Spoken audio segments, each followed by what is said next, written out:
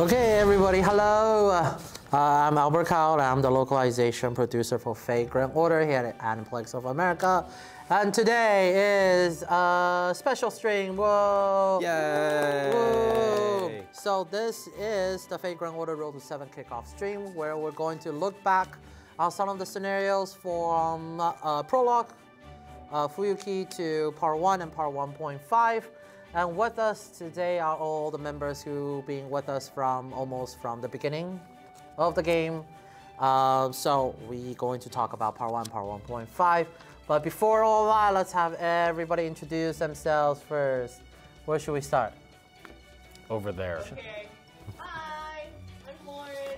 I'm part of the marketing team at Aniplex of America, and I have been here since 2017, which is about the start of FGO. Nice to be here. Hi, I'm Monica. Monica.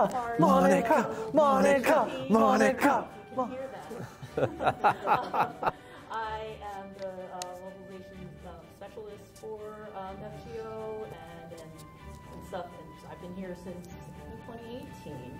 So pretty much when it started, FGO started, and I've been here since Part 1 and 1.5. So. And Monica's been translating it all, interpreting it all of our panels. Monica. All right, and then Carl. Hi, I'm Carl. I've been here since 2017. I do QA on FGO. Kept it short and sweet. I like that. I like it. I like it. Yeah. Hi, I'm Michael.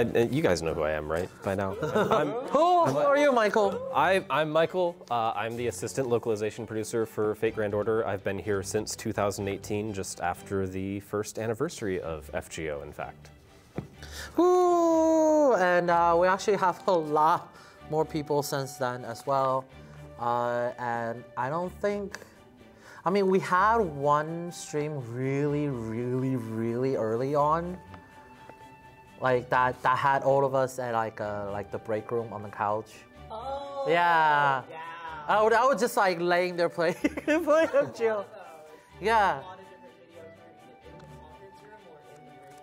Yeah. And we haven't done a lot of those for a long time. So a stream with just everybody here. It's been a while, you know. So. Yeah. Yeah. Hopefully we For us can to do. be together. Yeah. Let's see if we can bring back the whaling corner, Albert. The Oh, raincoat, man. Albert. My I still have that picture somewhere. Oh, it's on our fridge. Yeah, I think I have it. I have it like prison's concealment. B. A, B, because my face is just there. All right, so today we're going to kind of look back on the Prologue Part 1, Part 1.5. We're going to kind of do it in the way of we're going to have like a quiz show going on at the same time, and then after each segment, each question regarding each question of the quiz will be about a specific part of the main story. So after that, we'll kind of talk about it and stuff like that.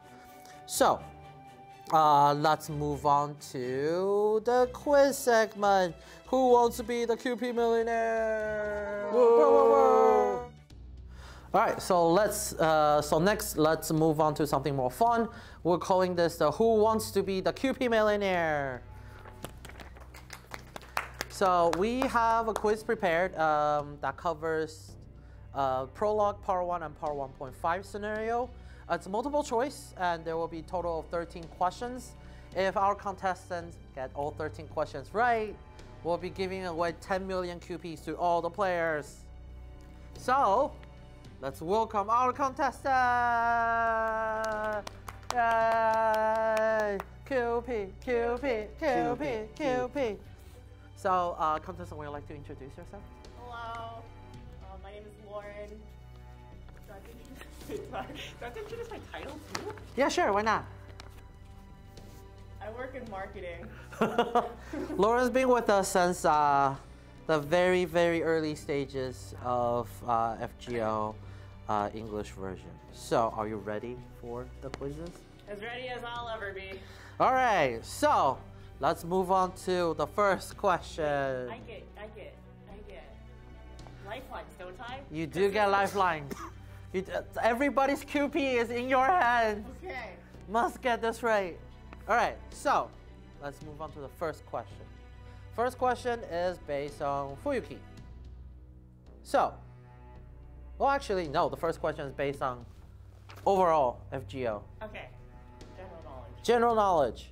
So, Avengers are effective against question mark, weak against question mark. Which two servant classes fit in the blank, respectively? Now, there are choices. So, choices 1. Okay. A is Shoulder and Moon Cancer. Okay. Choices 2. B is Ruler and Moon Cancer. Choice C is Foreigner and Shoulder. Choice D is Moon Cancer and Alter Ego. Insert thinking BGM. I don't need to think. Oh shit. I know the answer. And which is? Ruler Moon Cancer. You're correct!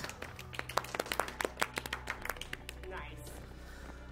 So we'll talk more about it and how we think about how FGO started and how it's come so far before we move into the second question. And that was the first question for Who Wants to Be a QP Millionaire? So how was it, Lauren? Were you nervous? The first question was fine. It was fine? it was general FGO knowledge. Yeah. Like, that one for sure, like, I knew. Like, without a doubt, like, right off the bat. I didn't even need the options, technically. Oh, okay. Wow. Whoa. I like that confidence. Wow. I've been here. So first, let's take a look at Singularity F. So that's Fuyuki, that's the prologue of the game. And we have a video for you to kind of recap the story. So let's take a look.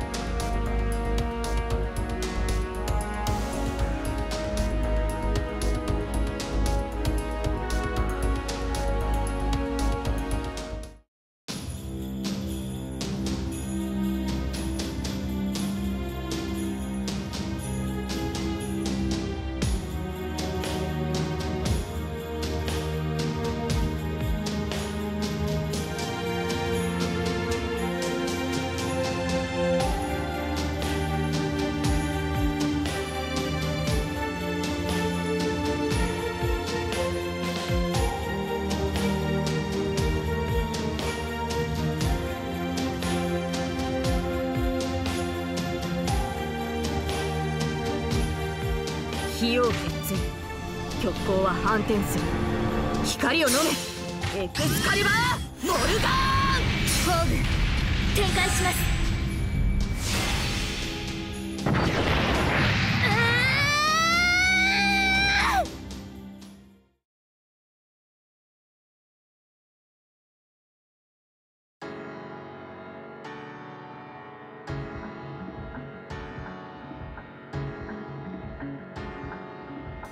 一人になると聞こえるの苦しいならやめていいとブラックホールみたいに深く怖くて魅力的な甘い声があなたの口癖を真似て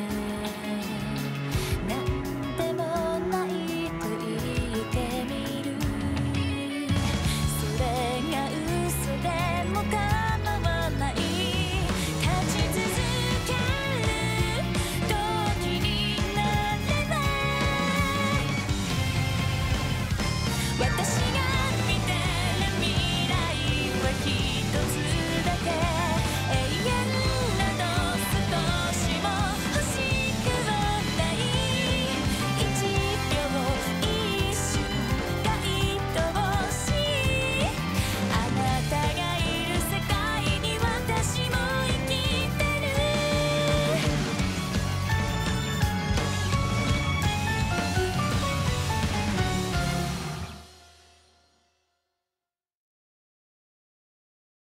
So, does anybody have any memory from Fuyuki? Because that's like first chapter of the game. And what was your experience working on it? Oh, okay. Oh, I was really sad. Sad? Yeah. For Wolverine. Oh yeah. Yeah. Yeah. Really sad. Yeah. I remember when I started, I thought she was going to be a really big character. Yeah. I'm like, oh, okay, so this is going to be, okay then. No, like, you know, the kind of like the typical trope of like, you have your main character, a band of main character now, and they're just go on this travel with you, and and they're dead. Olga Marie. Wait, so I actually have a question for Michael because you joined later on. Yeah. Did you know about Singularity F before you joined? No, actually, I played Singularity F the night before my interview with Albert. And that was about as far as I got that night. And so yeah, that was like the extent of my knowledge was like that first few scenes. So I don't even think I got to things going really bad before the interview. Yeah, because at least for me, since I was there, since it got localized in English, I had no prior. I was like living through it with everybody else, and so. Yeah, no, my experience was vastly different as the guy that they made just watch and read everything strapped to a chair for those first couple of weeks. You're way too happy about that. Send help. Yeah, and I started playing. Actually, I started playing FGO before I joined Aniplex of America. So day one player, woo, and day one player, woo, day one player, woo. It's very different because like when you put Fuyuki, originally I thought it's like, oh, they're just going to kind of rerun the story of Stay Night and they kind of make like something out of it. It kind of is and it isn't. It's like a very different. Obviously, the stage is set in Fuyuki, and then Kuhuling show up in a very different way than I thought as a caster. So later when they animated out with First Order, I was like, oh, Kuhuling's so cool. Yeah. I love that. Oh, Kuhuling's so cool. So yeah, and it's a very special start for FGO, and you know, based in Fuyuki, I guess what's a better place to start a brand new Fate franchise? It is. I think the thing that really stuck out for me when I was playing it is I had played mobile games and I'm playing this. This one has a story. This one has a story that matters. It has a lot of story. Yeah, this one has a lot of story and it matters. And okay. And then I wish there's more story I can tell about that process, because there's a lot of story I can tell about that process with how it involved just me and Carl and another editor at the time, but maybe another time if we can kind of talk more about how I guess the dawn of Fake Run Order English. Yeah. I have too, yeah. So then next, let's go into the first singularity. So back to the quiz. All right, so we're moving on to the second question, which is going to cover the early scenario of the game. So, question. During main character and Mash's first assignment, how did Mash explain why they failed their first contact with the French Scout Brigade? Okay? Yep. Choice A. They should have greeted them in French. Choice B, they should have explained their situation in simpler terms. Choice C, they should have looked at them in the eye. And choice D, they shouldn't have spoken to them in the first place. Well, I can tell you what I would choose, but I do remember this particular scene, and it is A. They should have greeted them in French. Is that your final answer? My final answer. And you are correct! Albert, do you know any French? No, I do not know any French. Out of the many languages I speak, French is not one of them. And we'll talk more about this chapter later on. Ooh, another question got right. Good job, Lauren. So yeah. close. Even though we still have 11 more questions to go. No pressure. So first Singularity, we also have a video real quick, so let's take a look at that.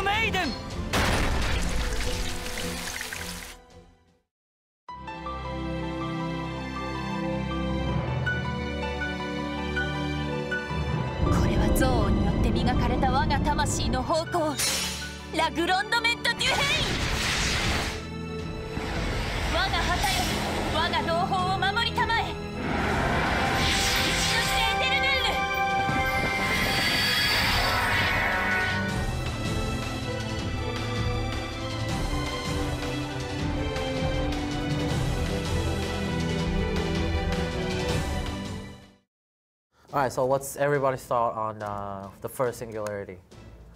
John Alter? Yes, John Alter. That surprised me. I think that surprised everybody. Yeah, that was quite a reveal. It was like, John can have an alter? In the context of the story, it makes sense. But when you first saw it, I remember, wait, this doesn't make any sense. I mean, in Orleans of all places, yes, that makes a lot of sense. For me, it was Marie. Yes. That line. Okay. So, that line that became a T-shirt. That became a T-shirt. It was a great line. So that one was just. I think I initially wrote it in the lack of sleep. So also, I saw the translation, and then I was like, sure. And then I'm like, and then I talked to the editor at the time. Is this okay? The editor's like, sure. And then it come back to me again. I'm like, sure. I mean, ultimately, it makes sense. This is our process, by the way. It makes sense. It makes perfect sense because I think Japanese was it Shikuyodo? Why are you asking? I know, I don't speak Japanese. On that part, because it's basically, it's been a long time. So it's Marie using a Japanese slang. And she's like, oh, I never heard something like this before. And we're just like, what was something that Marie would never say? I'll sell my homie. That's not my homie. He'll sell my homie. And then I know it created quite a buzz on social media at the time when it first came out. There was a lot of meme that came out. We all saw it. And I think when the USA tour when we had to design it. We just embraced it, you know. We just embraced it, embraced the meme. We made a T-shirt out of it. I think it's still one of, I love all of our product that we got put out, but I think that T-shirt was just like, yeah. We sold through that really quickly. Yes. Really quickly. Yeah. Yeah, that was great. But we're also going to how John Alter came to be, and I think for Jodorei, for a character that a lot of people's first impression was, I hate this guy. He's not a likable man. He's not a likable. As child murderers go. But I think a lot of thought was given into every character, and it's not just a good character. It's not just it's not just the protagonist or the good guy's part, the bad guy's part. You know, with John Alter being so important to that story, I think a lot of thoughts was given into Jodorei's struggle, Jodorei's almost religious obsession over John and how that everything, and yeah, I think I think most people watch it should have already cleared it. Boy, I hope so. If you're watching, I hope. But if you have not really, because a lot of our event, you just need to clear Singularity F, participate, and if you never really had a chance, I think for people that maybe have watched Phase Zero, will kind of. It's not really exact extension, but it definitely it's builds upon the character. It's certainly something that he would have wanted. Yeah. And I think that, like, jokes aside, he's not a likable man, but he's a compelling villain. Yes. And he's interesting. Yeah. And what he does in Orleans and what he is after is certainly, if you've watched Zero, is very easy to kind of get your head around what he's doing and why he's doing it. So it's an interesting story there. Yeah. So and it gave us John Alter. And it gave us John Alter. So for people who have not experienced it for yourself, definitely read the story. And we will move on to the next quiz, and we'll see if Lauren will be okay. Are you ready for the next question? I'm so ready. All right, question 3. What is the name of the first demon god pillar the main character encounter and fights in the Eternal Madness Empire Septum? So A, Fornius. 2, question. Choice B, I'm saying 2. Choice B, Halfas. Choice C, Barbados. And choice D, Floros. Okay, it's not Barbados. I know that for sure.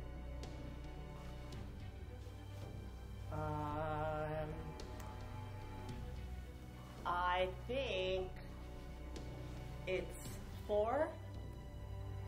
D? Is that your final answer? Yes. Are you sure? What is 4? Floros. Yes, that is my final answer. And you are correct! Whoa, we're 3 questions in! And let's have a talk with the team and see what they think about this chapter. Good job, Lauren! Yeah! One step closer. Thank you. So the next chapter we'll be talking about Singularity 2, Septum. So we also have a video, so let's take a look about Septum and what happened then. It's been a while. So it's a refresher for everybody, so let's take a look.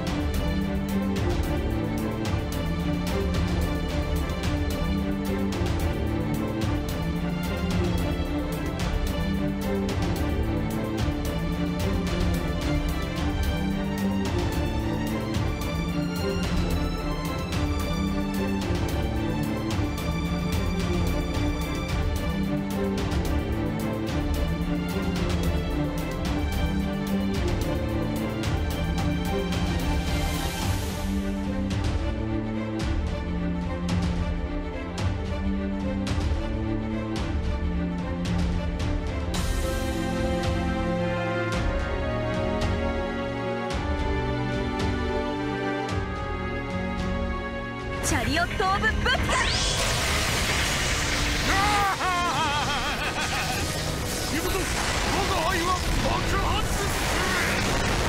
生も求めただ殺めるのみス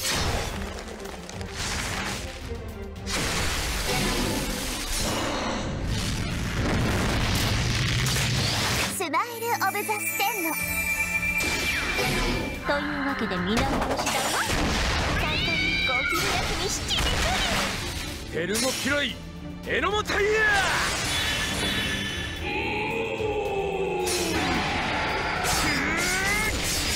クロキアモシクルスディアーナブケファ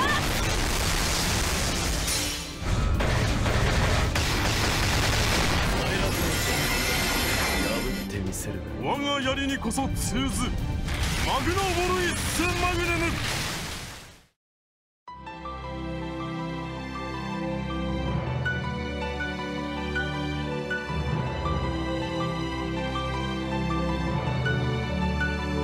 万雷の喝采を聞けしかしてたたえる黄金の劇場をダウンセント・クラウディウス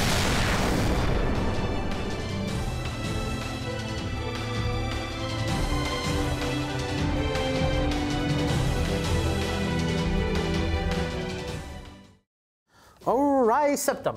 Umu. Umu. So, Can we just do that the whole time? We'll just Umu back and I think Umu. No, it has to be agree to something. Umu. So, yeah, Nero. Nero. We covered that, I think. Nero. But there is another character in Septum who is the very favorite of one of the people on this couch. Who is it, Carl? Who is that? Altera. So Carl loves Altera. I feel like that's underselling it, honestly. Like, I've seen Carl's desk. Yeah, I've seen Carl's desk. Yeah. The wall, side of my wall. The wall plus the shrine. What do you like about Altera? Well, because Rainbow Sword is what I got me. Really? Oh. Really the rainbow sword. Is it just because it was rainbow? Not just Rainbow, it's actually it was like a whip.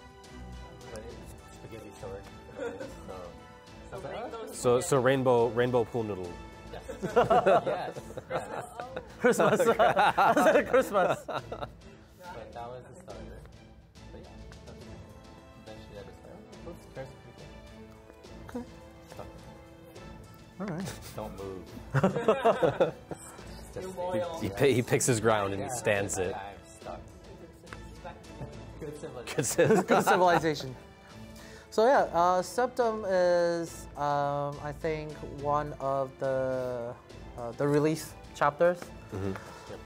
So I remember people went through the chapters really quick, and then one thing I remember a lot about Nero, because obviously Nero being one of the main character for Septum, she has a lot of parts.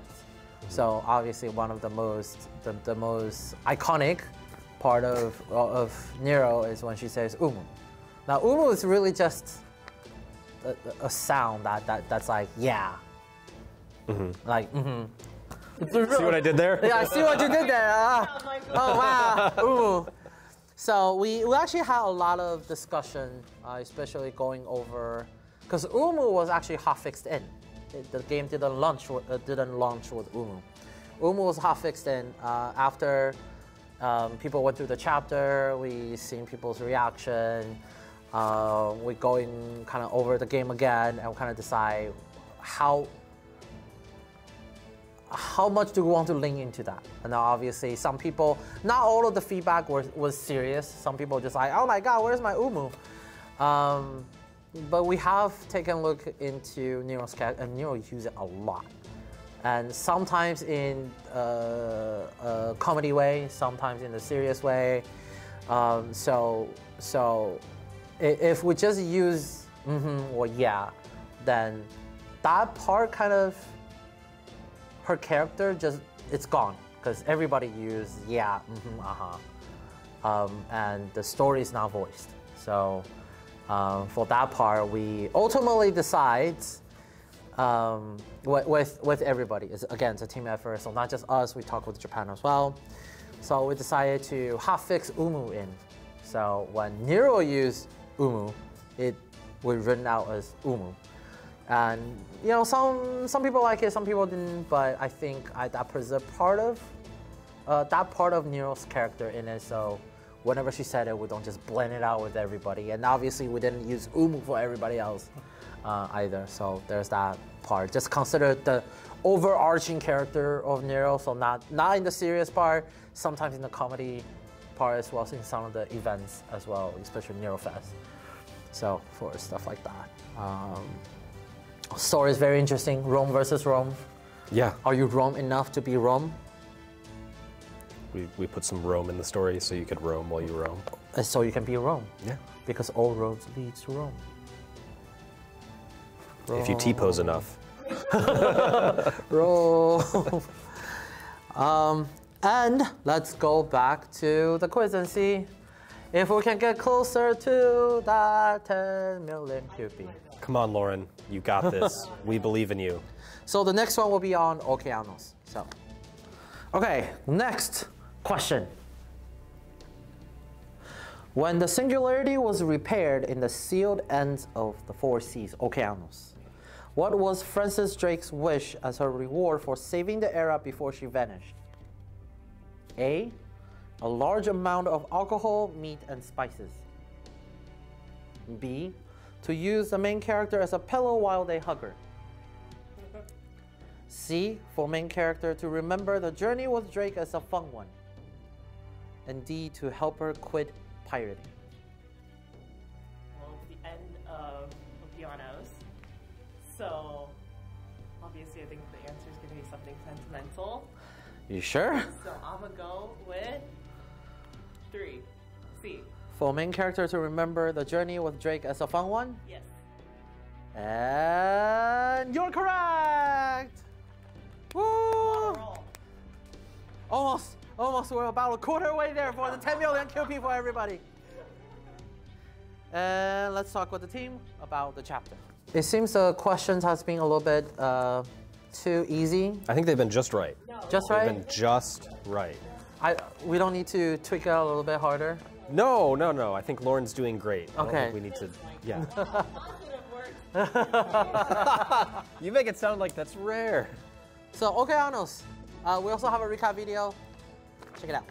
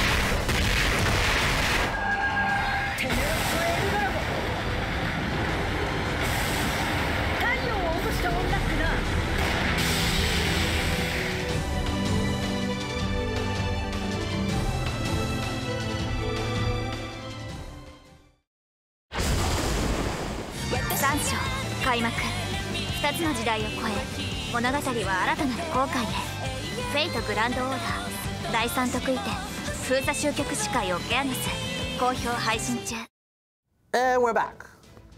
So Okeanos, how do we feel? Our matey. Our matey. I remember the first thing I thought in Okeanos was just you get there and it's like, oh yeah, we have the Grail, we killed Poseidon. It's like, what? So what are we doing? What? I want to know what happened. Tell me the story. Well, obviously there's a lot more going on after that. There is a lot more going on after that. But at that moment, when it started, I was like, what? So. But Blackbeard is such a likable character. Still to this day, Blackbeard is a very, very likable character. I want to give a shout out for Asterios. Oh, best boy. He's just such a good best boy. He's the goodest boy. He's the goodest boy. Oh, that's right. Oh Yeah, my exactly. god. Yeah. Oh my god. Yeah. Oh. Oh, that's so sad. Oh my god. You're just remembering that I now, don't aren't remember. you? That scene is sad. Oh, that's the goodest boy. Yes. He is the goodest boy. Yeah. Oh. That's also where we met Jason. Yes. Who was not the goodest boy. Yeah. I remember for Okeanos, actually, the whole Aniplex live stream. We went and filmed some promo video because it was Talk Like a Pirate Day. Oh. I've seen the pictures of that. So we made a trek over down to the Santa Monica Pier, and there was like a pirate ship, and it was just, I remember that. Yeah. and they were teaching people how to tie knots like you're on a ship. Oh. It was a lot of fun. Was that year's Halloween also when we dressed up as pirates? That's the Yeah, only because time I dressed up. I've seen the pictures of you guys as pirates. Yeah, so me, Carl, and the editor at the time, we dressed up as pirates. That picture would never get out, but we have. It exists. Yeah, so actually, Okeanos is it's the first chapter I get added after launch. So a lot of new story, obviously, and from there on, the story just gets more and more extensive. I remember early on thinking that Drake's NP was one of the cooler ones I had seen. And It was a really cool animation. Yeah. Yeah. Also, yes. So, if you guys want to know why Asterio is the goodest boy, Play Okeanos. play Okeanos. Why Albert almost collapsed into tears here. I know. I can't believe I forgot about that scene. I can't believe too. you forgot about that either. And I'll just be like, We'll just hear sobs from his office. yeah. All right, so next, let's see how Lauren's doing for the next quiz, and we can talk about the next chapter as well. All right, we're a quarter way through, almost there for the 10 million QP. So next question. 3 individuals identified by the initials P, M, and B spearheaded the plan to spread the demonic fog throughout London. P was Paracelsus. M was Makiri Zogen. Who was B? Choice A, Bedivere. Choice B, Bodka. Choice C, Charles Babbage. And choice D, Brunhilde. This one's an easy one, Albert. We'll have to go with Babbage. Babbage? Babbage. Are you sure this may be one of those trick questions? I am 1,000% sure it is Babbage. Are you willing to stake the 10 million QP on it? I am. Okay, and the answer is Babbage. Yeah. Don't doubt myself. that was a really that's actually an easy question. I know. So let's go back to the scenario discussion. Quarter way through. Lauren, you got this. Actually, about a third way through at this point now. Yeah. We're ever so close to that 10 million QP. We're getting there. We're getting there. So Singularity 4, London. We have a video, right? We do have a video. Let's take a look.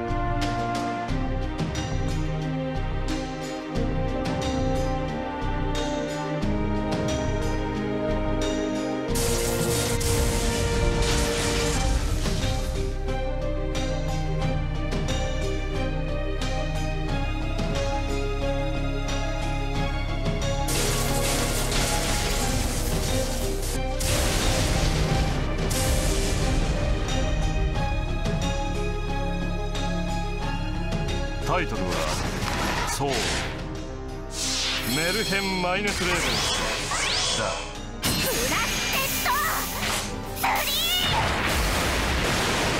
そう、からける。飲むしかないのか。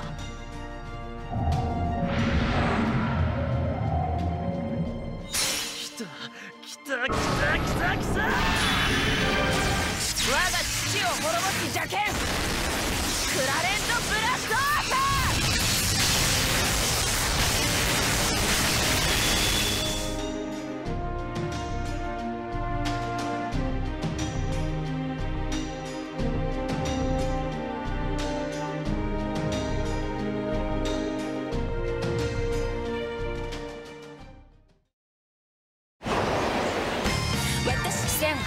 1888年、聖杯をめぐる戦いは魔の霧にけぶるロンドンへ。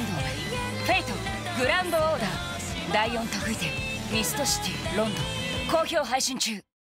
So now we can talk about London. Now we can talk about it. Now we can talk about London. A lot of familiar characters for people who follow the franchise. Oh yeah. Overall, people can notice a lot of familiar characters from other IPs in the franchise overall, or other titles in the big Fate IP. Yeah. And yeah, a lot of stuff happened. So I feel first time in London, it's like after finish the story, obviously I can't talk too much about it. It's like they start to reveal more about the big overarching. I feel like London is where the big plot starts to take it. Like there are a couple of moments in partway through and towards the end where it's like, okay, here comes the big meta plot of all of the singularities. Yeah, especially when they first enter a specific location, place, a location not to be named. Not to be named. They run into a certain detective for the first time. They run into a certain detective for the first time. And yeah, like what Michael just said, learn about the overall plot. But Mordred, I love. Oh man, Mordred is one of my favorite characters. Really, was one of the first characters that I remember really pulling for. And then Kintoki also showed up. Yes, yes he did. And then Tesla. And we got a new Saber who's a Lancer, who's an Alter. Yeah. Yeah, work your way backward through that. You'll figure it out. Yeah, so we got Ultra Pendragon, Lancer. Alter. So this is the time we start to building into the many Saber faces. That was but the tip of the iceberg. Yeah. And that start to kind of kick off into a lot of the plot that goes into the next overarching story as well. So and feeds very nicely into the plot for the very next Singularity. Yes. Which you have a quiz question to answer about. We believe in you. We believe in you. So you have lifelines for that. So let's see how Lauren does at the question. Let's check out the quiz. Are we ready for the next question? I was born ready. Let's see about that. So, next question. In North American myth war, E Pluribus Unum, Queen Mab summons 28 demon god pillars dubbed the 28 warriors. What is their official name? Choice A, Grim Calatin. Choice 2, Crumb Calatin. Choice C, Clan Gallatin. And choice D, Clan Calatin. You want me to repeat that again? Yes, please. So choice A is Graham Calatin. Choice B is Crumb Calatin. Choice C is Clan Gallatin. And choice D is Clan Calatin. Can I use a lifeline?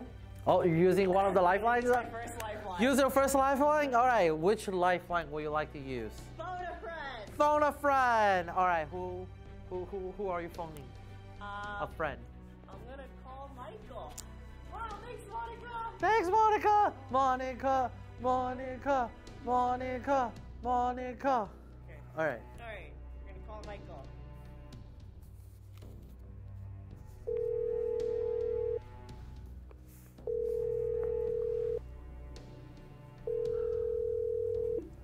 Hello? Hello? Hi, Michael. Lauren, what is it? I'm busy working on FGO stuff. I have a really, really, really important question. Albert's actually going to read it to you. Okay. So Laura is on Who Wants to Be a QP Millionaire. So she has to answer all the questions correct. So we can give 10 million QP to everybody. So she's stuck on this question. All right, so the question is, in the North American myth war, E pluribus unum, Queen Mab summoned 28 demon god pillars dubbed the 28 warriors. What is their official name? You're not going to read the options to him? I am. Yeah, give me the options, man. So options. A is Graham Calton. B is Crumb Calton. C is Clan Gallatin. And D is Clan Calton. Oh, wow, those are all so different. Wow, okay, geez, that was, okay, it's, oh no, I know this one. It's D, the last one, Clan Gallatin. All right, thanks, Michael. You're welcome, don't blame me if I'm wrong, bye. I think, okay, bye. All right. D. Is the answer D? You sure about D? You're going to trust Michael 100% on this? Yeah. All right, Michael. The answer is it is D. Woo! Thanks, Michael.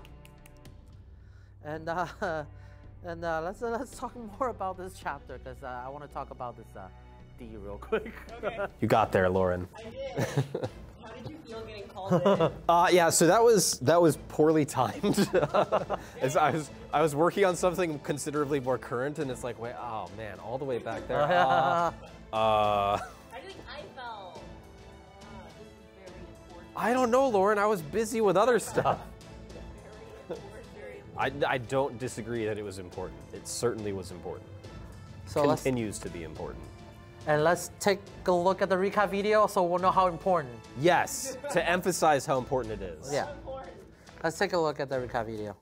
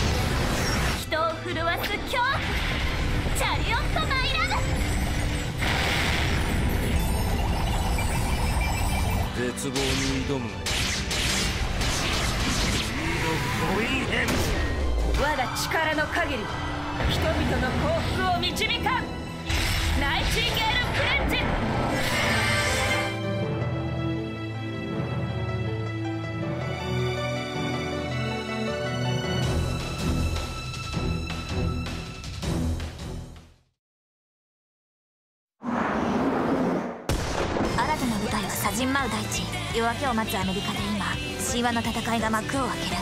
フェイトグランドオーダー第5得意点北米神話大戦イブルリバスーナム、間もなく配信。 America! America! America! So, yeah, we're in America now. We are in America. We are, as or are we? last I checked. Oh. I don't know. Let's just walk over to the East Coast and check like they do in the Singularity. So, Singularity 5. So we get Arjuna versus Karna for the first time. We do. And then we also have the Celtic side, which is Coup Alter. We do have Coup Alter. We get Coup Alter. We Mav. get Maeve. We get Skahach. We get End of List. Yeah. Also, Yeah. Liz, for reasons, was just there. She did have a very wonderful princess dress. Yes. And with like, say for example, like the Answer Clan Carlton. Yeah. We start to see more the demonic god pillars are starting to get even more involved now. Before it was just the end boss. Now is, well, still the end boss, but like what Michael said, you know, London Kickstart. Yeah. Like kind of like not a turning point, but it started a little bit to start emphasis more on the overarching story. The stories became more about the bigger story. Yeah, than so just it's more the integrated than like split, like Singularity. Less episodic, more arcs being told. I do remember when Edison showed up. I remember looking at the other editor at the time going, I'm sorry, what? That's Edison. He was just like, yeah, don't worry about it. I still remember a lot of people's first impression is, why lion? That was my first impression. I was like, why lion? Why a lion? Why a lion? So it has a lot of just play. Just play, and you understand. We won't spoil it for you. Coup Alter was a very cool character. I remember that was one character everybody wanted. Yeah. There were a couple of really cool characters there. That, he was definitely high on that list. Yeah.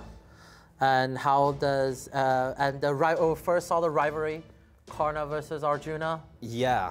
That just goes on even till today. A literally mythical rivalry. Yeah. And so so you know, if you haven't got there, definitely play the story for yourself. The North American Myth War. And we'll see why Myth War. It sounds very grand, very indeed. epic. Why indeed.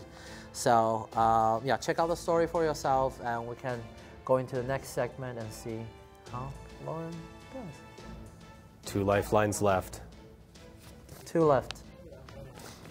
She won't be calling me again. I have blocked your number.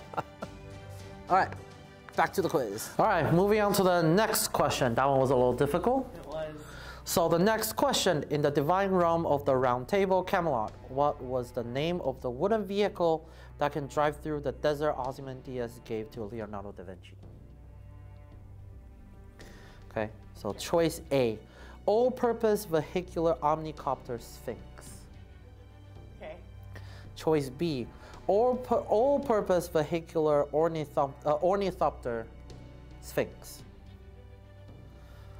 C, all-purpose vehicular opticopter Sphinx.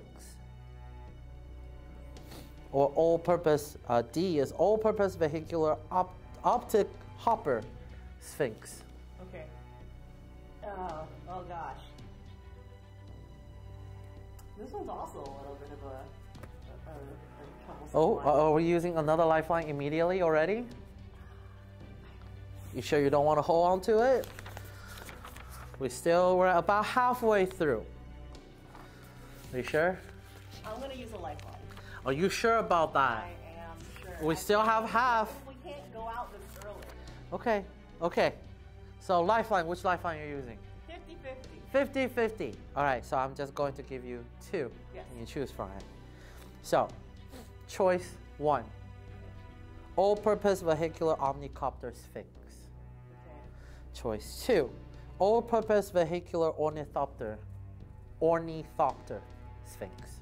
Okay. One of my top choices is in the remaining ones, So I'm gonna go B. Ornithopter. Ornithopter. Not omnicopter. Correct. You sure it's not omnicopter? Yes. Are you very, very sure it's not omnicopter? Yes. And you're going to go with that one. You're not going to change your answer. I don't like this, but yes. All right. And the answer is ornithopter. You're correct. You didn't fall for the trap. You did not fall for the trap. Yeah, Camelot, I really like the chapter, and we have an animated movie on Camelot as well. So let's talk to the team about it. Lauren! Lauren! We're halfway there? Just over halfway there now? We're just over halfway there now. But that was a little close there with the... That was another lifeline. And so before we go into this is Camelot. That is correct, yes. Let's take a look at the video.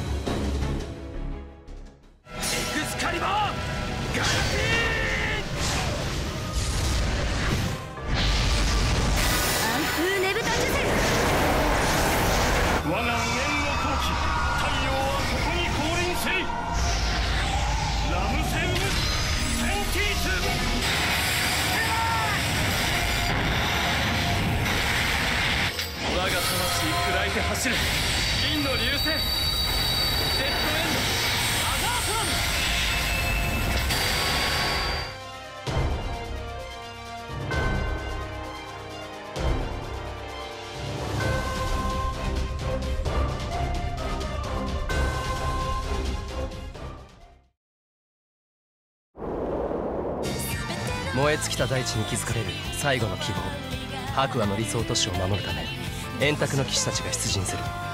フェイト、グランドオーダー、第6得意点、神聖円卓領域キャメロット。Alright, so Camelot. This is one of the many popular or infamous chapters of Fate Grand Order. So about that. It's the first. Can we just get that out of the way first? Yeah, it's the first thing that everybody remembers. Gwaine. We don't like Gwaine. One fight. No one on the team likes. Okay, it's the fight itself. The fight is what we don't like. We don't. I think that's the first time where what is it? The Berserker Go Boom. Yeah, Berserker Go Burr just stops. It stops working. Yeah. It's the first real difficulty spike. You really did, yeah.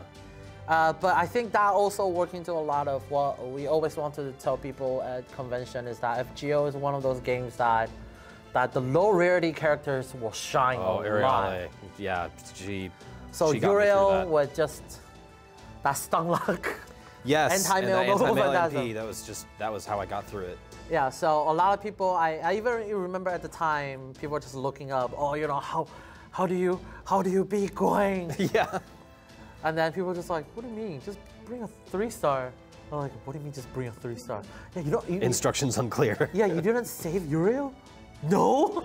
What do you mean you don't save all of your 3 stars? So I think at that point, I mean, a lot of people are willing to get, FGO battle system, really have to, you know, I mean, be careful. Speaking of low rarity archers, though, Arash, a very, very epic scene. That was a great scene. That was great. It was animated amazingly in the movie.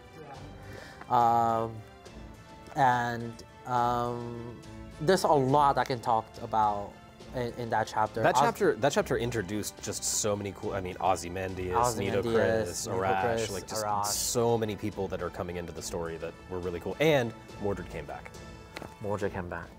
And there was another very cool character that we'll also talk more in the next chapter. Yeah, we'll talk more about that later because in the next chapter part. So probably a lot of you guys might be stuck at chapter 6 right now. We've now given you the hint as to how to get unstuck. I mean, instead of a hint, we literally just tell you who to bring. We did just tell you, tell you who to bring. She's not hard to get. But also with a lot of the newer characters now, with a lot of the updates that the newer characters got right now, you know, it might be easier to go through Camelot now. Camelot at the next chapter was, at the time, voted the most popular Singularity. At the time, I think there was a survey done in Japan. Which two Singularity you would like to get animated? I think that was the question. Don't quote me on it. But so yeah, Camelot. I think a lot of people might have seen the movie as well. But the story is you do have to experience the fight yourself. I think the first time when I saw them, what is it? The calling, only the righteous people, or they claim, can enter Camelot, and you know a lot of innocent people didn't have a great time. Didn't have a great time, and thank you. Ozymandias was also a very cool character. He was. What he did at the end was a little shocking as well. Yeah. Well, like toward the end, about how he just be like, I like that name. Maybe I can just be that. And you know, that golden... Yeah. How are we not mentioning Bedivere this whole time? Because that's at the end. No, he's with you the whole time. No. I want to talk about it at the end. Because, yeah. That's a nice save. Yeah. I haven't gotten there yet. Hello? You're the one holding the script. We don't know. Yeah. So Bedivere, I mean, I want people to experience the story of Bedivere themselves. It is a good story. He's a really likable character. It's his struggle. It's something that, I mean, obviously no one can understand his struggle, and I like that. And it's always what I like about this franchise Fate itself is, you know, we don't just talk about him being a Knight of the Round Table, the glory being a Knight of the Round Table. You know, him obviously fighting against his own his own friends, you know, in the past. So it's. I think one of the things that I really love about Camelot as a story is it's very clear that the team behind creating it really understood Arthurian myth. Right. Because the Knights of the Round Table were a hot mess. And I think Camelot, the Singularity, does this really great job of capturing just like what a total mess Camelot was. So it's that take on it is really interesting. Yeah. And seeing Bedivere and how he struggles with what version of it we get in the Singularity is just makes for a cool story. Yeah, so he has been wandering in that desert for a long time. Yeah. He's been wondering that Singularity. So what is his struggle? How did he solve it at the end? There is a big reveal regarding Bedivere as well.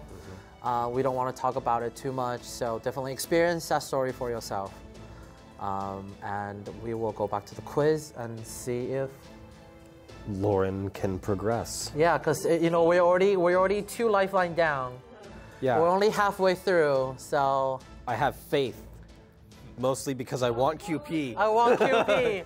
10 million QP. And we're also getting into the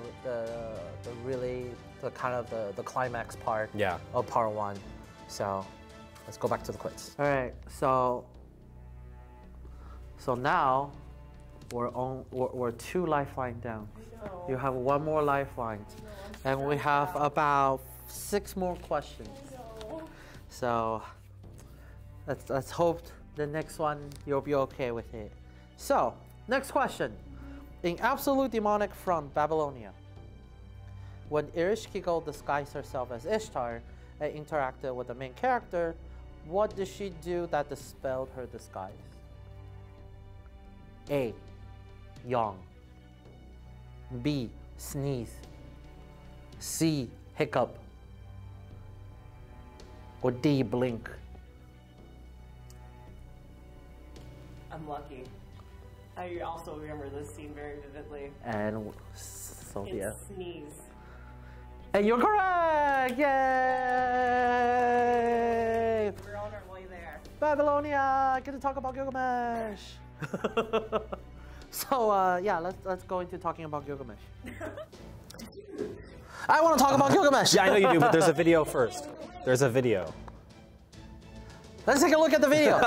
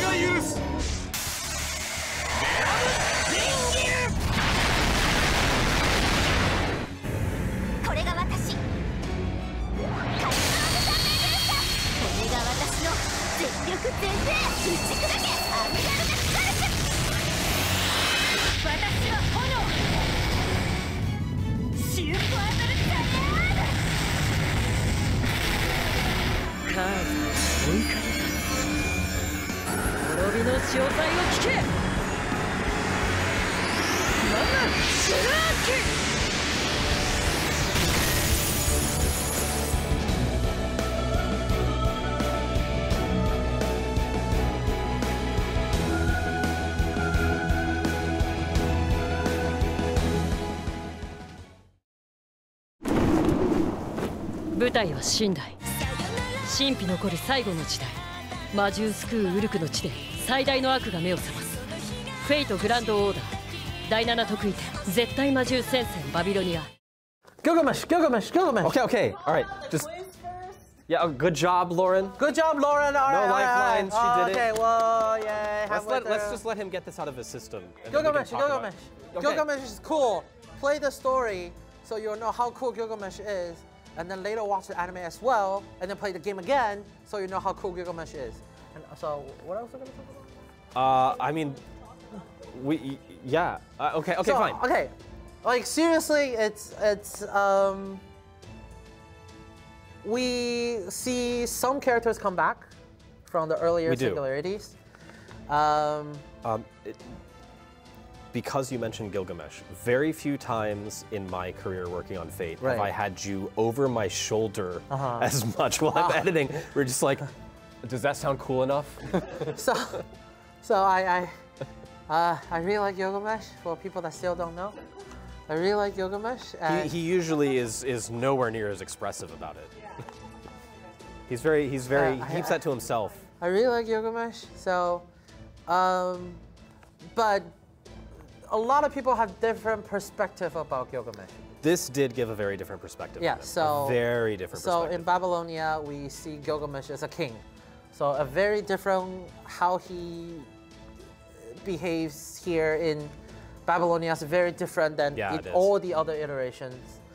And I think a lot of people are like, oh, I think I really like this Gilgamesh.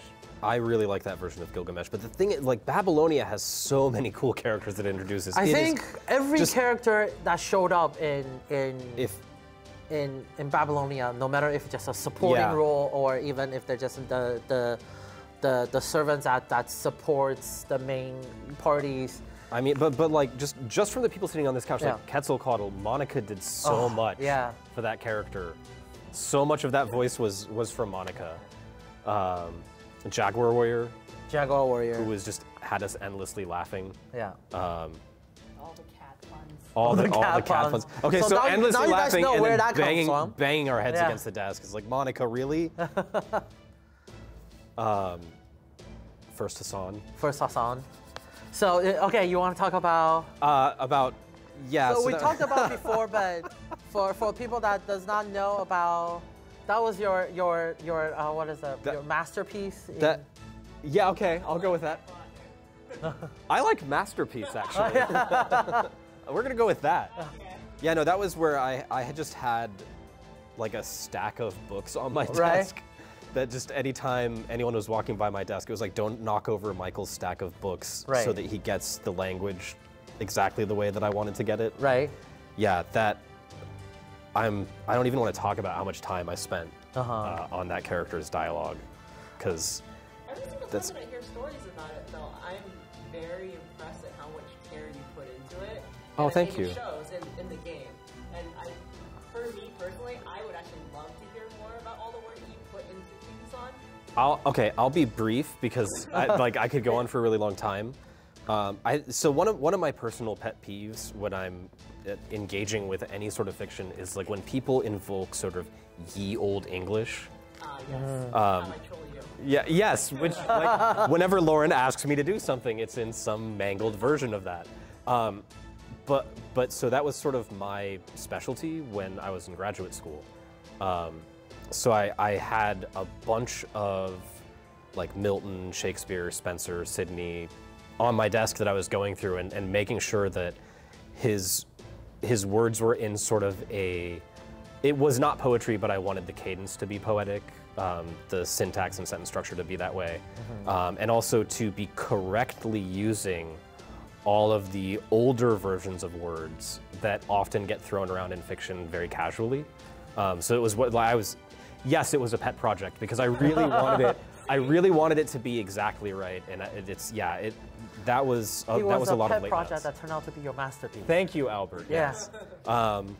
So yeah, that was a lot of. I actually really enjoyed working on that, and getting there to be involved in all these old texts that I had just been reading in grad school and going back to them and using them for inspiration for this character. I really enjoyed it. Because it's a very key moment, that speech. That speech. That reveal is a very key moment in Babylonia, and so for the anime, the anime Babylonia, there are times that for the sake of length of dialogue, the subtitle might not 100% match the script, but for that, we're just like, you have to take that word for word exactly how we were I went through those subtitles. Yeah, don't worry.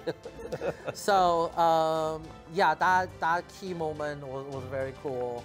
So Michael put a lot of effort into it. He had a great entrance, but that was like a parade of really cool entrances. Yeah. Toward the like everyone who showed up was just like trying to upstage the last person's entrance. Like Gilgamesh. Like Gilgamesh, yes. But I'm not going to talk more about that. I'm just going to say Gilgamesh. Honestly, yeah, we do it like just a video of Albert ranting about Gilgamesh. Ranting? Albert expostulating about Gilgamesh. Gilgamesh, and then part 2 is all Michael's work with Shakespeare.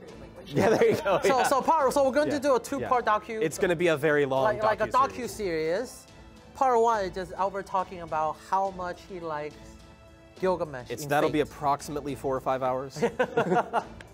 But there's Leonidas was really cool. Oh man, Leonidas. Just holding the line. Yeah. And then some character you saw were enemies first. Yeah. And then Gorgon Ex Machina. Gorgon Ex Machina was that especially that moment in the anime, was just so cool. In the game still, it's like in a very like a dire moment. Yeah, like what are we gonna do? Everything failed. I'm here. Yeah. And but it's not just, again, that's the thing about Fate. It's never just about the cool and glorious moment. Yeah. There are some really sad parts, especially regarding Ushiwaka-maru. I was gonna get to Kingu first, but Kingu's story, Ushiwaka-maru, that was really. I feel like I can imagine the scene being played out had it been like a horror movie. Oh yeah.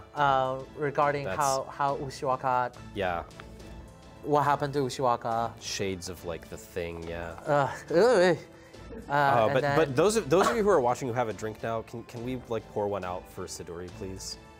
We're not going to talk about what happened yet, just for people who have not got there.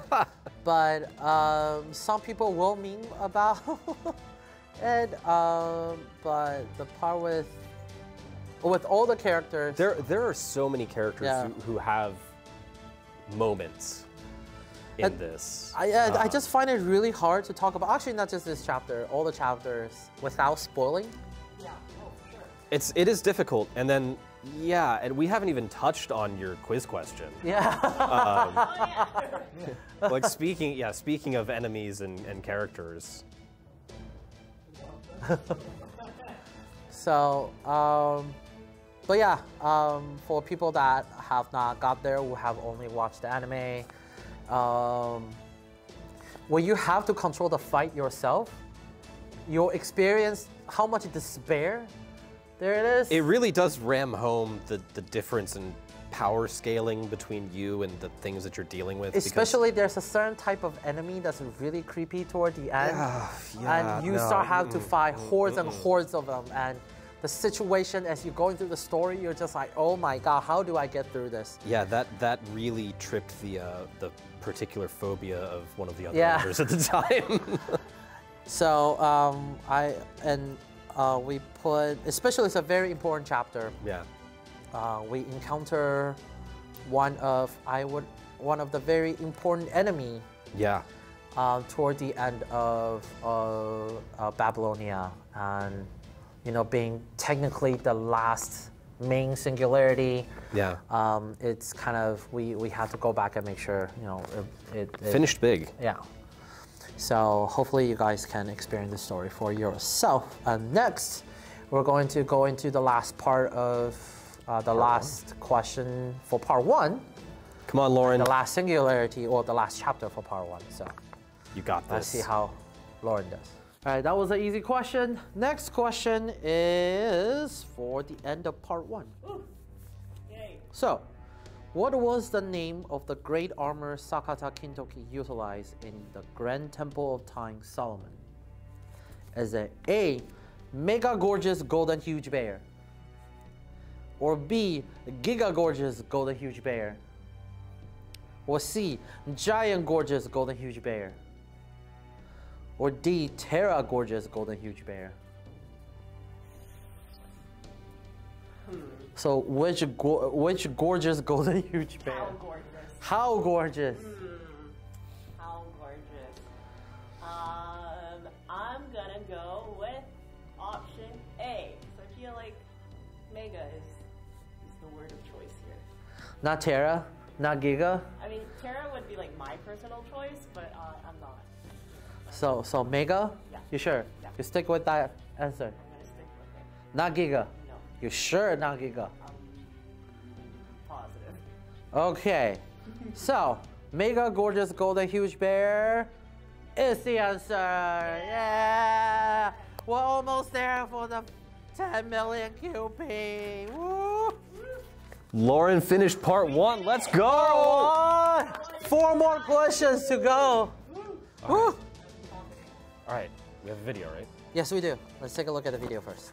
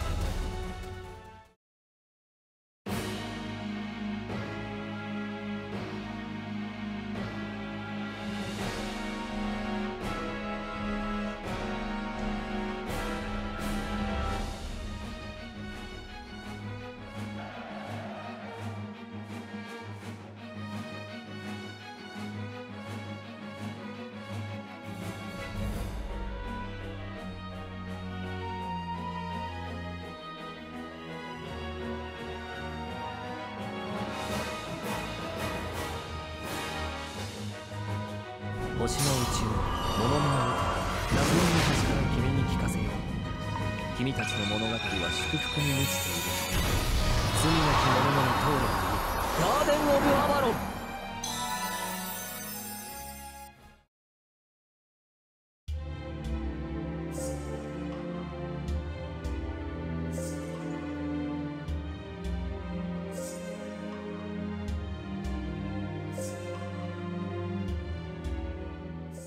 So, the final singularity, the Grand Temple of Time Solomon.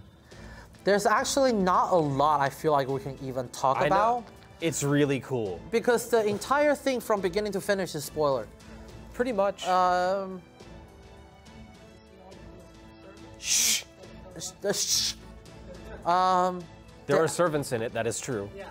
There is also an enemy that is fought in a place called the Temple of Solomon. The main character's in it. The main character is also present. I believe Mash is also present. All I have to say is, when I first experienced Solomon, I don't think I've experienced a game like a mobile game like this. Yeah. On this scale. That was a lot of plot threads being tied together. Yeah. And which meant a lot of going back and checking. So I remember when I was playing Solomon, I was having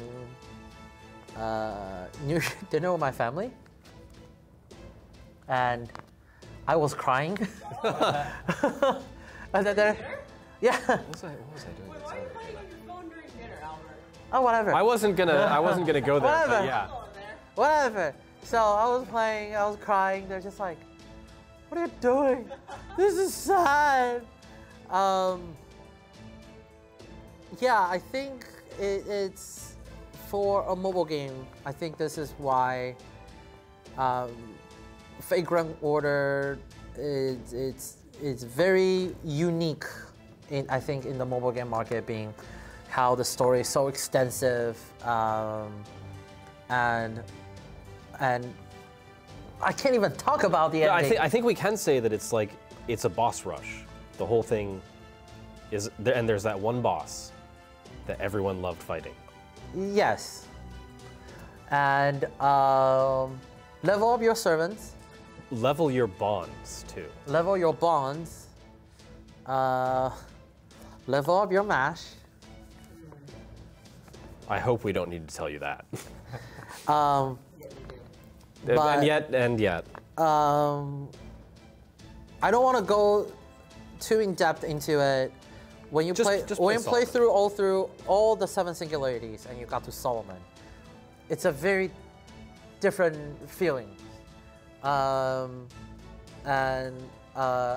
encourage, let's say for example, there are times maybe you skip through the scenario to catch up to an event. So do that here. I want to encourage everybody, if you have time, and even right now, after we talked about it, even though there's not much we really did talk about. Yeah, we haven't said much. We spent a lot of time saying not a lot. But I mean, and even if you did skip through Solomon, you can go back and reread it. It's there. So, especially revisit Solomon, revisit all the 7 singularity, because if you read through the 7 singularity, changes your perception in Solomon, I feel like, as how you go through the story. It hits differently. Yeah. So if for the people who have finished it, for the people who have not finished it, definitely try it out again. And we have a lot more system updates now that can help you go through the event a lot easier, quicker now. So if we have the main scenario support campaign, definitely utilize that chance and go through the singularities. Items to help you continue difficult fights too. Yeah, and I don't want to talk more about Solomon. It is a very special moment that I want everybody to enjoy for themselves. I said that for the previous singularity too, but for this one especially, because that moment at the end, our experience is not going to be the same as yours, and just let him have the experience. Yeah, you're getting it. Lauren has another question. We want QP. Oh yeah, okay, we're going back to the QP. Oh. Yeah, that was right then, wasn't it? USA Tour. Yes. Oh man, that. So that happened after Solomon. Yeah. Because we make sure that everybody who finished Solomon will cry as you enter. Yeah, we put that right at the entrance. Right at the entrance. That was one of the meanest things we've ever done. I actually saw people. It's like, you put that at the entrance? Oh my god. Yeah, but it was really good. Yeah. Yeah.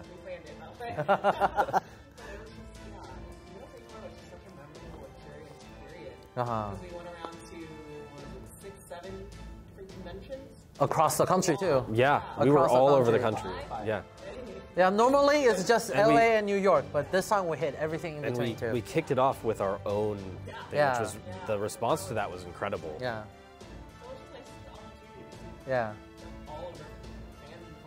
Yeah. Oh, I still remember talking to all the guests on stage.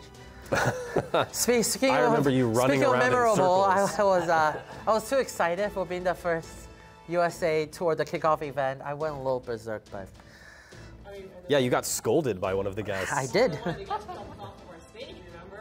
Oh, he yeah, did. yes, I remember that too. He did. After I jumped off the stage too. So you set a bad example. Yeah. So that was a lot of fun. Yes.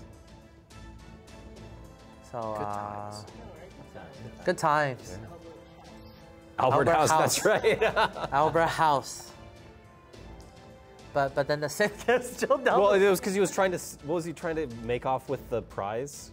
No. What was it?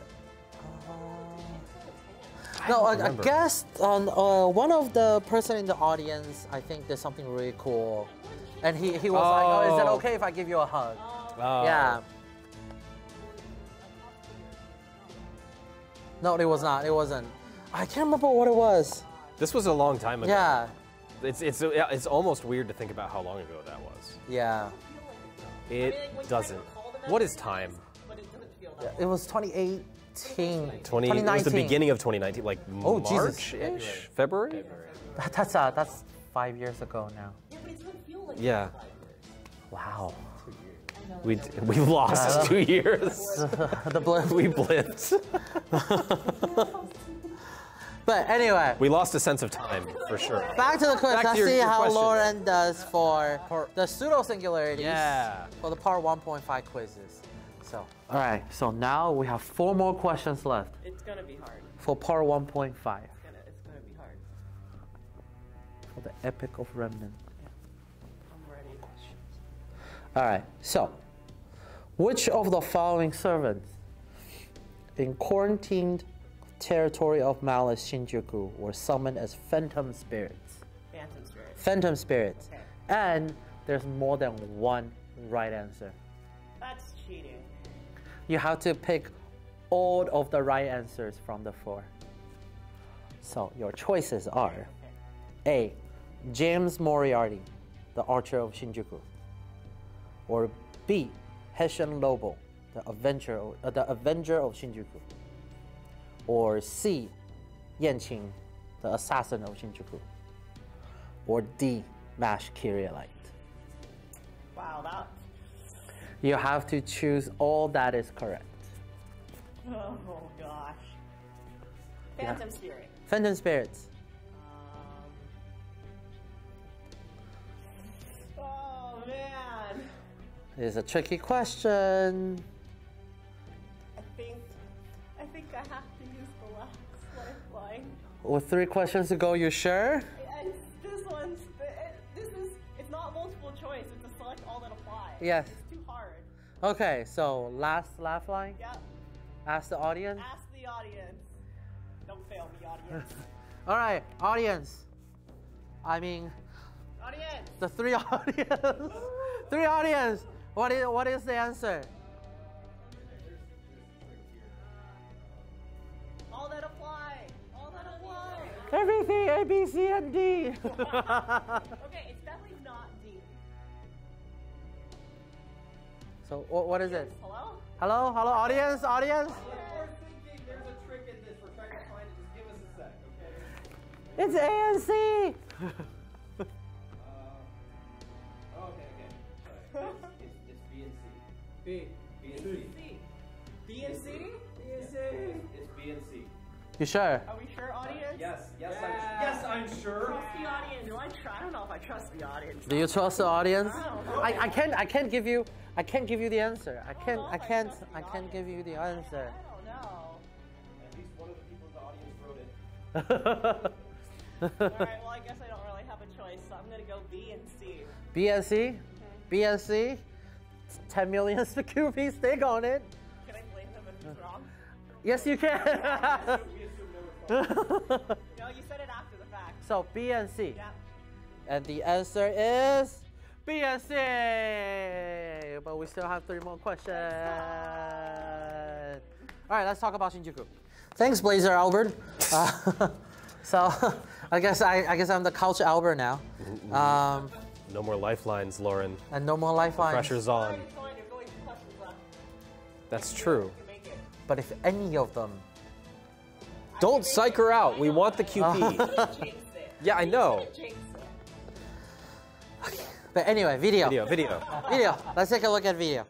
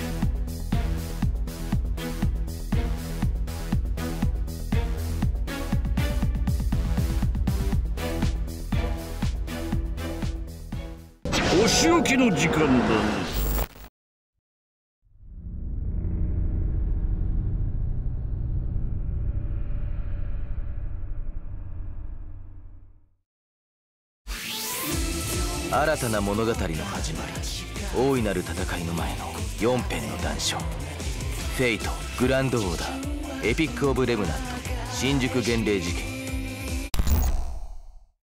So this is the first pseudo singularity. Yes. This is part 1.5. I still remember seeing that narrated trailer for the first time.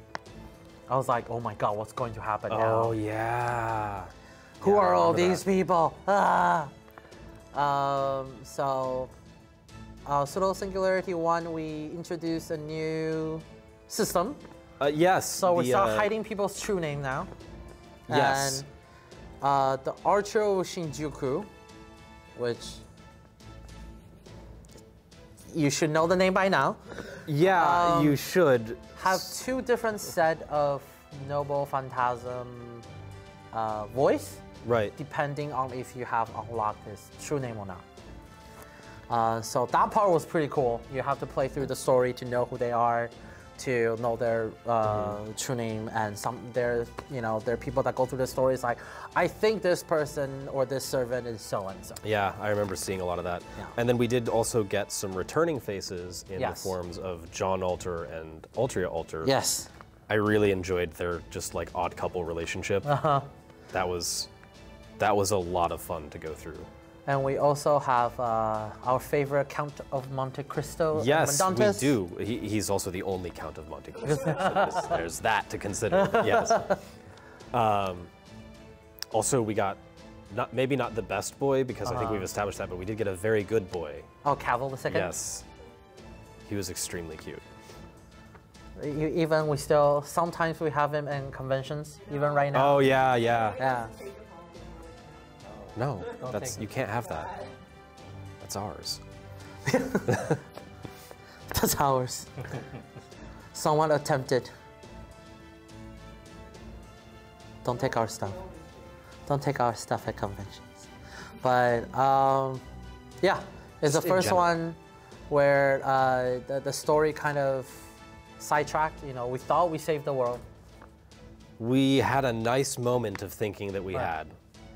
And then now with pseudo singularities, we're going through kind of different issues. It's well, and the theming for the pseudo singularities is interesting. I think one of the things that I really like, and this is just because I'm a sucker for it in fiction.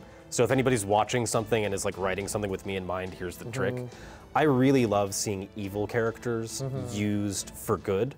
So the fact that in order to go to this singularity, you basically had to be an evil character. So we had to get help from evil people to do good things. I just love that narrative trope. So getting John Alter and Saber Alter working to help us and working together / against each other / just being hateful to each other was being hateful to each other. I mean, you gotta. That's what that was. Right. But I really enjoyed that dynamic, and I think it was handled in a really interesting way. And you also get to see a very human side of a lot of characters who are traditionally stonier or evil or just not someone who you get into their heads very much. But this really, like, you learn some things about Avengers in this story that are really interesting, just as far as how that class works. And you get insights into the minds of some of these characters and how they see you, the protagonist, and everyone around them. And it's also, you know, we have to go out without MASH. Right. That's true. Yeah, she's not deploying with us. Did you guys forget that? It's been a while. It has. Yeah. And I think as this kind of that narrative progress, we see how the characters and even MASH herself respond to that situation. It's a new, you know, the part one we saw a lot of development in MASH throughout, so now she's having to develop in a different sense because she's no longer there with you. Yeah. And so she's having to deal with that, and it's really interesting. Yeah. And then that kind of story kind of develops throughout the entire 4 pseudo singularities. But let's go back to the quizzes and let's take a look at the next couple of singularities. Come on, Lauren, come on. Lauren, almost there. Almost there. Back to the quiz. Back to Blazer Albert. 3 more questions. 3 more questions. All right. I can go eat lunch. Next question. The subterranean world of folklore, Gartha. Which servant tried to use the phantasmal floating city, Laputa, for their grand scheme? So is it A, Penthesilea, the berserker of El Dorado, or B, Christopher Columbus, the writer of the Resistance, or is it C, Scheherazade, caster of the Nihilist city, or D, Wu Zetian, assassin of the Nihilist city? Nice pronunciation there. Thanks. I actually do know this one. Okay. Which might surprise some people. But it is caster of the Nightless City, Scheherazade. You are correct! Yeah! Woo! Okay, back to Couch Albert. Oh, we're almost there, Lauren. Almost there. We're almost there. Home stretch, 2 more questions. Stretch. All right, video time? Yes, let's take a look at video first.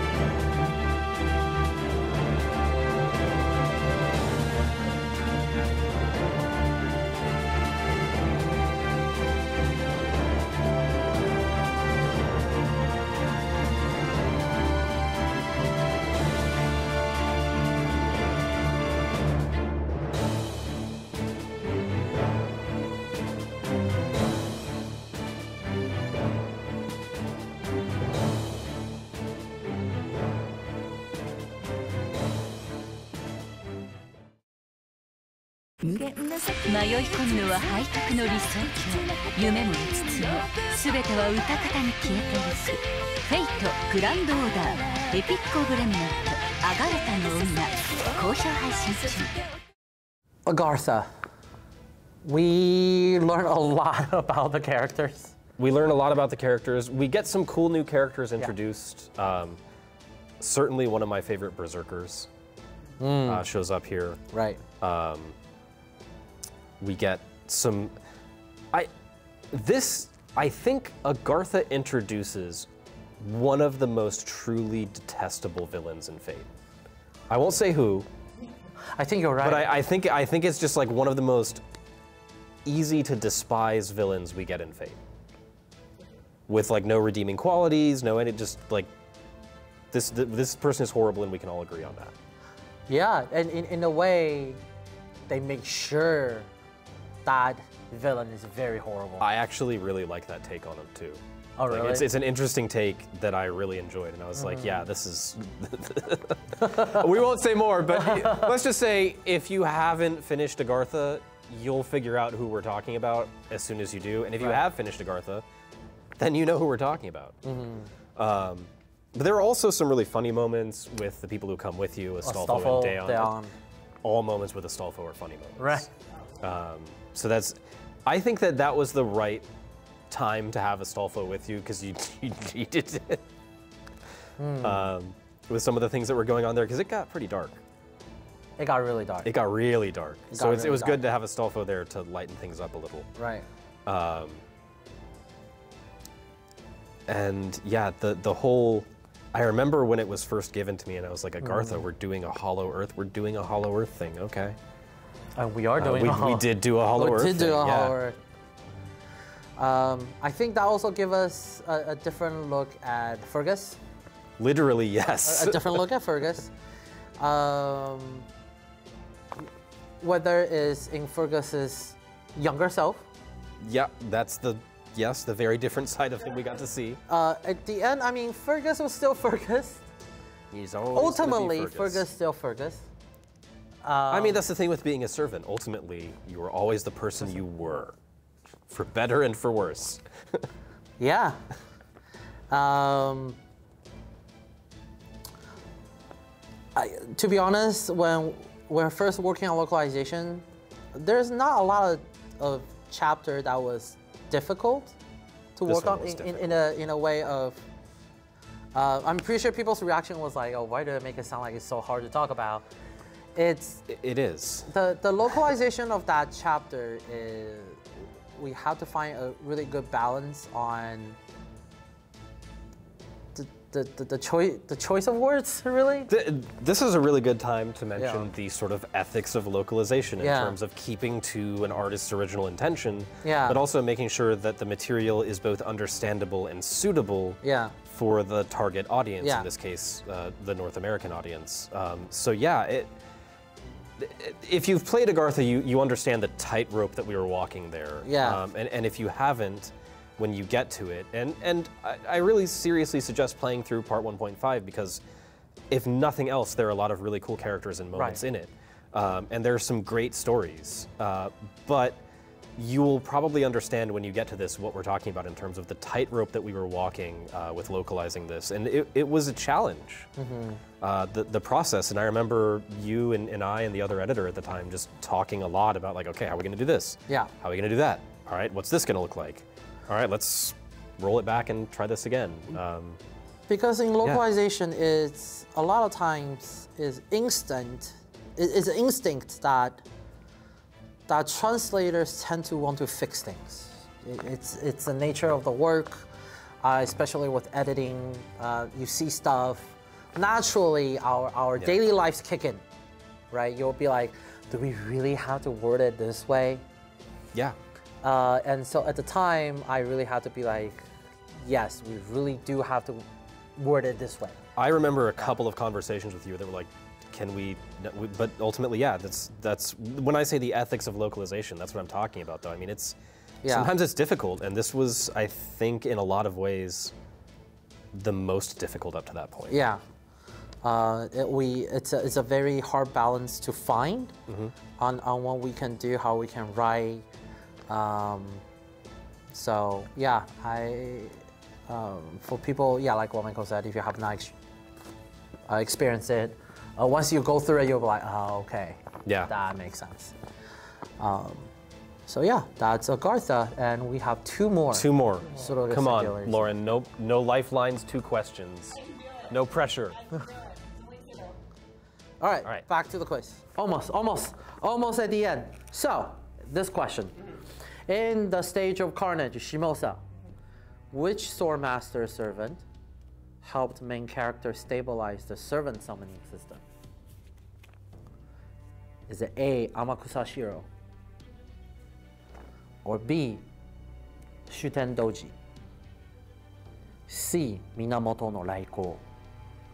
Or D, Tomoe Gozen, Archer of Inferno? Okay, I can definitely eliminate Tomoe Gozen.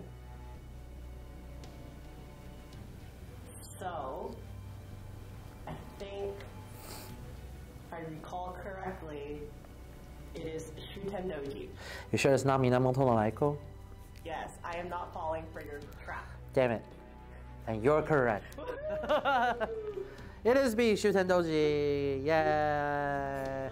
There. Almost there. Almost there. Back to you, Culture Albert. Lauren, 1 more to go. 1 more. Oh, we're almost there. The moment that your question is about is actually my favorite moment from Shimosa. Yeah.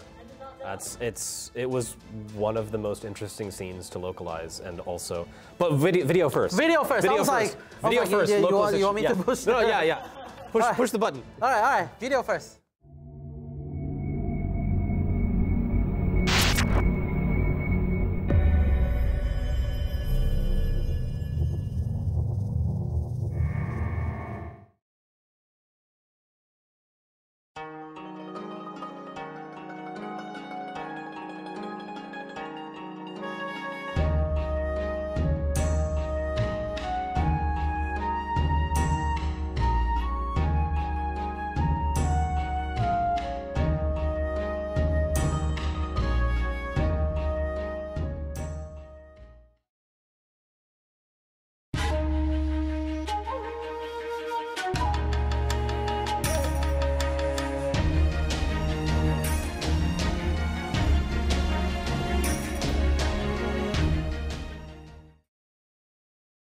英霊剣豪7番勝負。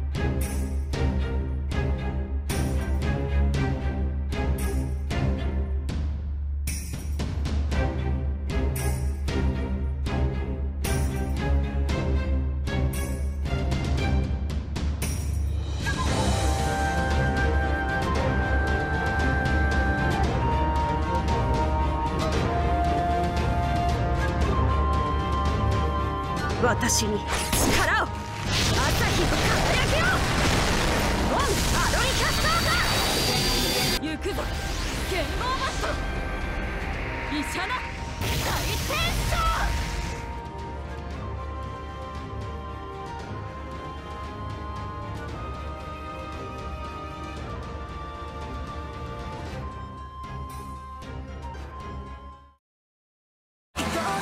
立ち向かうは地味猛量アッキラ説イナ7期の英霊剣豪参りましょう地山決河の試合舞台フェイトグランドオーダーエピックオブレムナント英霊剣豪7番勝負 All right, okay, so we're just gonna go right back.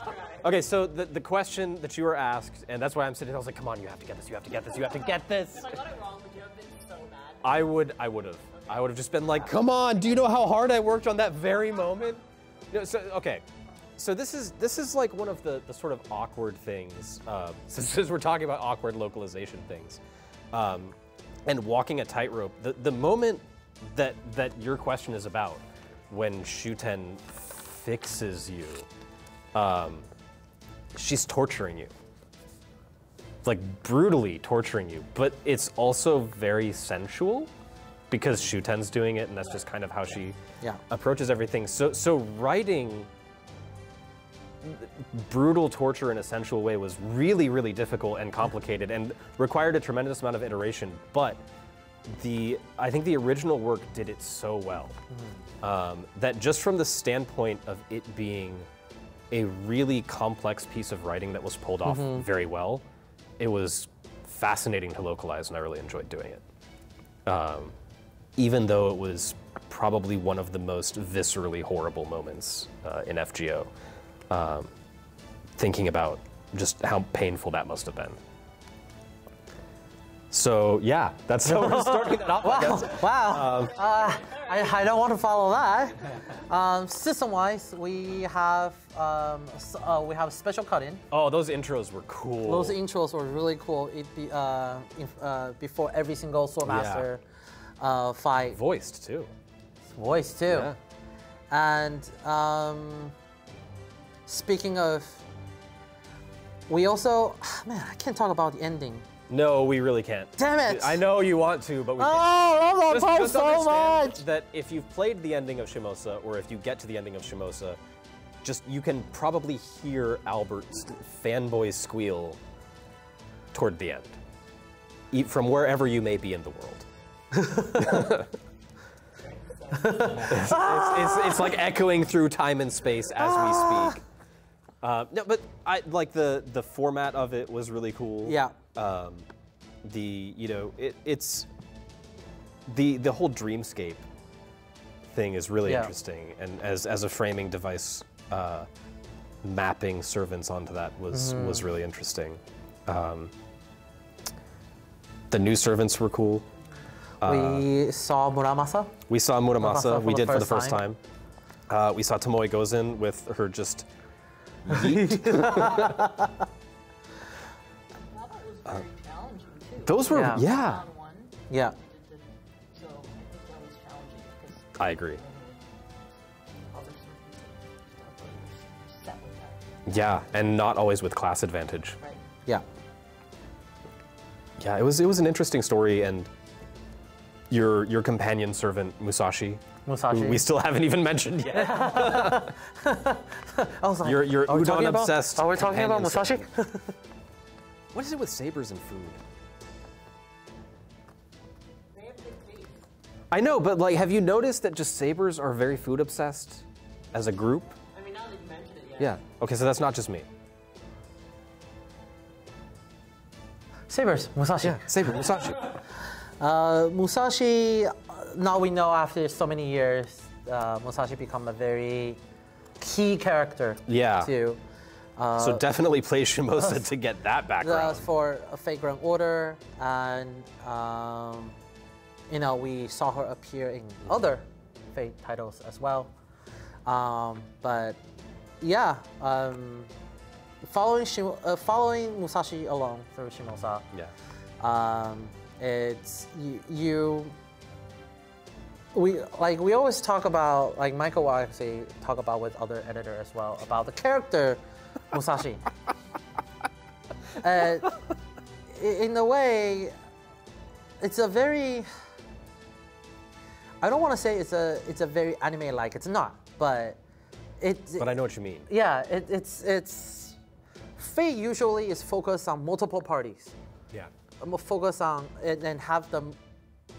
It's a one story look from different parties' perspective comes together. Fate stuff tends to be kind of ensemble. Yes. But Shimosa really isn't. Yeah. Shimosa is really the story of Musashi. Yes, and of course you find out about a lot about other characters as well.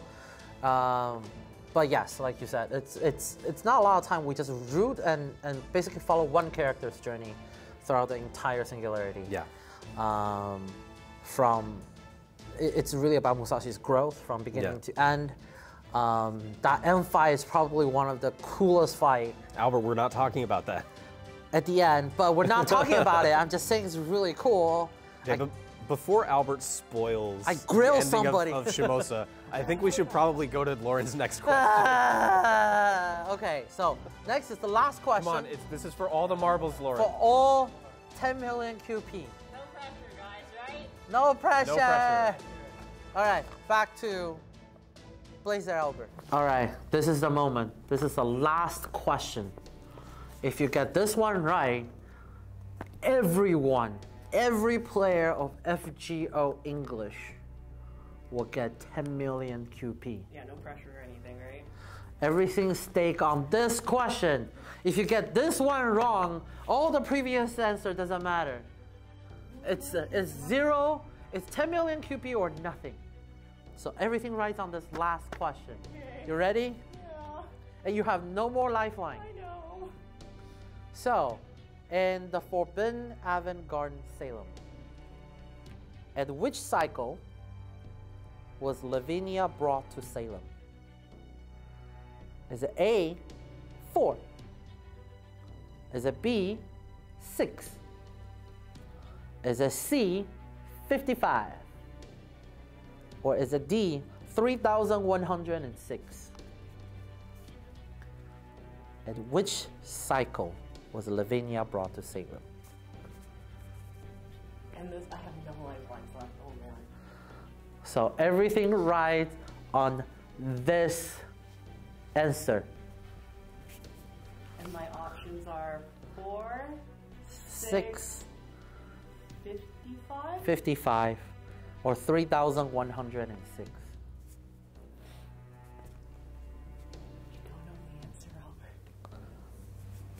I don't know the answer. Just take a wild guess. It's only 10 million QP.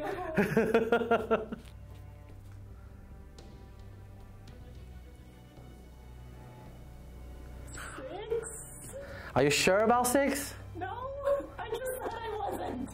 You sure? Do you want to go? Do you want to change it to 4? Maybe this one time I'm speaking the truth.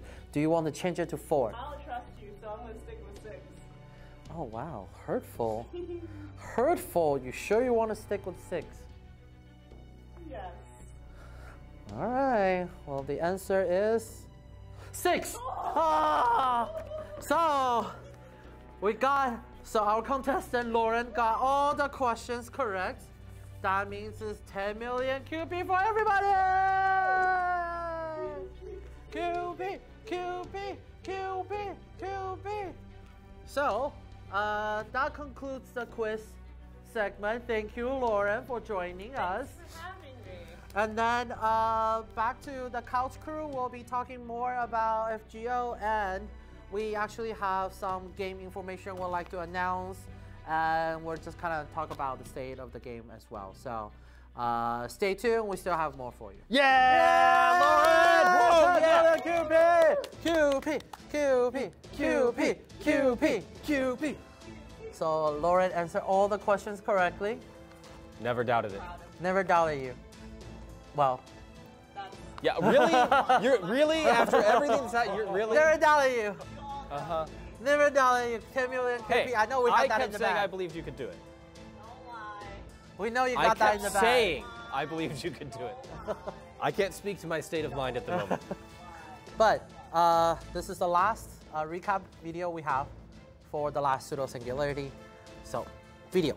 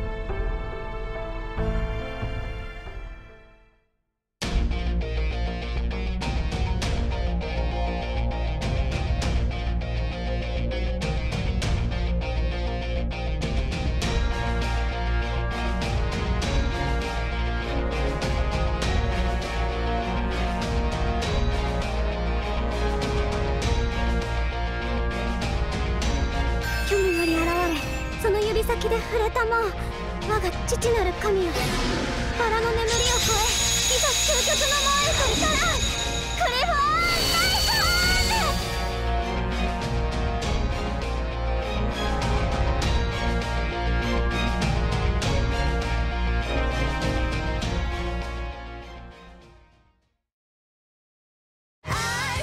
ス闇に包まれる信仰の街清廉なる呪いが集う場所さあまじないの歌を歌いましょうフェイトグランドオーダーエピック・オブ・レムナント異端なるセイレム So the last pseudo singularity Salem, it's I feel like Michael can just take all the way.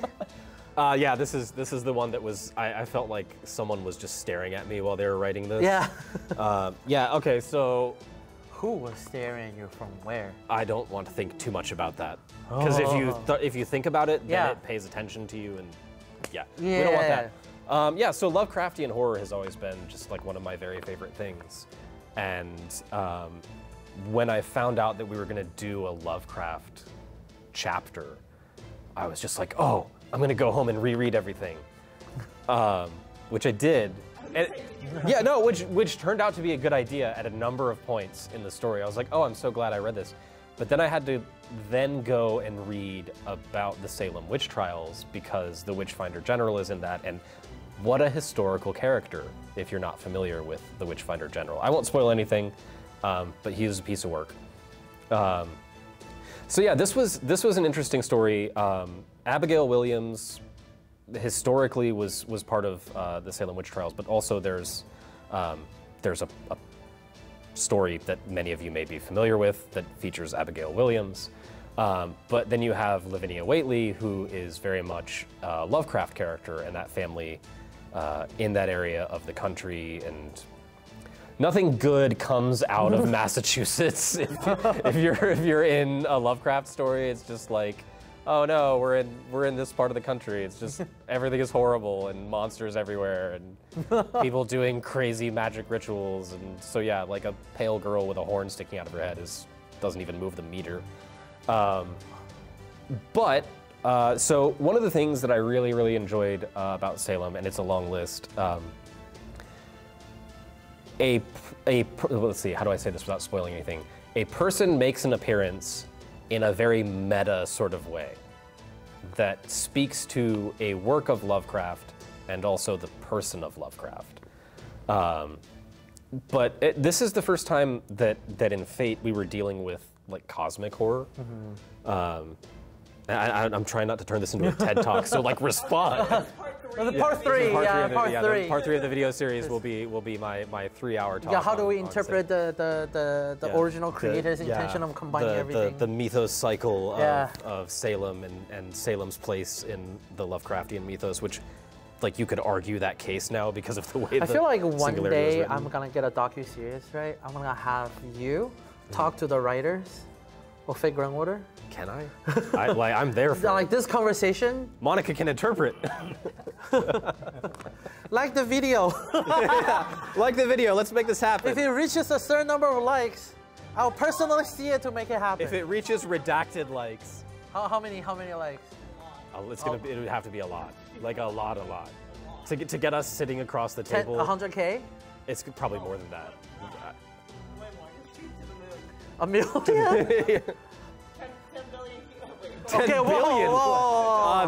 That's more than there are people on the planet. So that because there are a lot of times it's also earlier we talk about from the localization perspective, we can only interpret what the writers already wrote on the paper. Yeah. We have to find out about the writer's intention that way, and then we write it out in the target language. And like that, Albert describes in a sentence what is a months-long process. So when he says we have to interpret this, this is like we spend an incredible amount of time with the text determining those sorts of things, and it's so. I just want to emphasize that Albert says it in a sentence and he's correct, but that sentence is doing a lot of heavy lifting in terms of how much work is behind that that very short description of the process. Especially when it comes to, let's say, for example, Salem. You know, Michael just talked about how, you know, he really likes the Lovecraftian horror, but how our interpretation of it is not necessarily the same as the writers. We can see through text, read through text, and get a sense of how they want to put everything together, and that's the process of localization. It often helps in that case. Yeah. Salem was very clear in terms of like, okay, well they read this book, they read this short story, this, so it's easier. That does make the process a lot easier. It's like, okay, well I know exactly what these are referencing, so we can just go read that and be ready to go with this. But other things are nowhere near as clear, and there's a lot more. And certainly Salem had its moments of invention, like the plays that you're doing and those sorts of things. But yeah, it's a very involved process. Yeah. So I actually, you know, I actually does want to make that kind of docu-series. I want to do that docu-series. So let us know in the comment how much you actually really want to see that happen. Yeah, pump that like meter up so we can convince people this is a good idea. Yeah, if you and it's something actually, you know, we sometimes talk a little bit about it in the convention, but and that can actually segue into, you know, we use Caldea Break Room as a way to kind of talk about designers' perspective, illustrators, designers, programmers, everybody who's involved in the process of making FGO.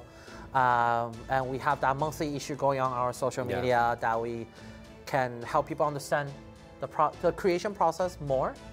And obviously through that, we can kind of make this happen, but I do always want to kind of talk more in depth of the creation of Fate/Grand Order, and especially, you know, with the programmers and the artists, there's numerous quality of life that happen through the entire life cycle of Fate/Grand Order.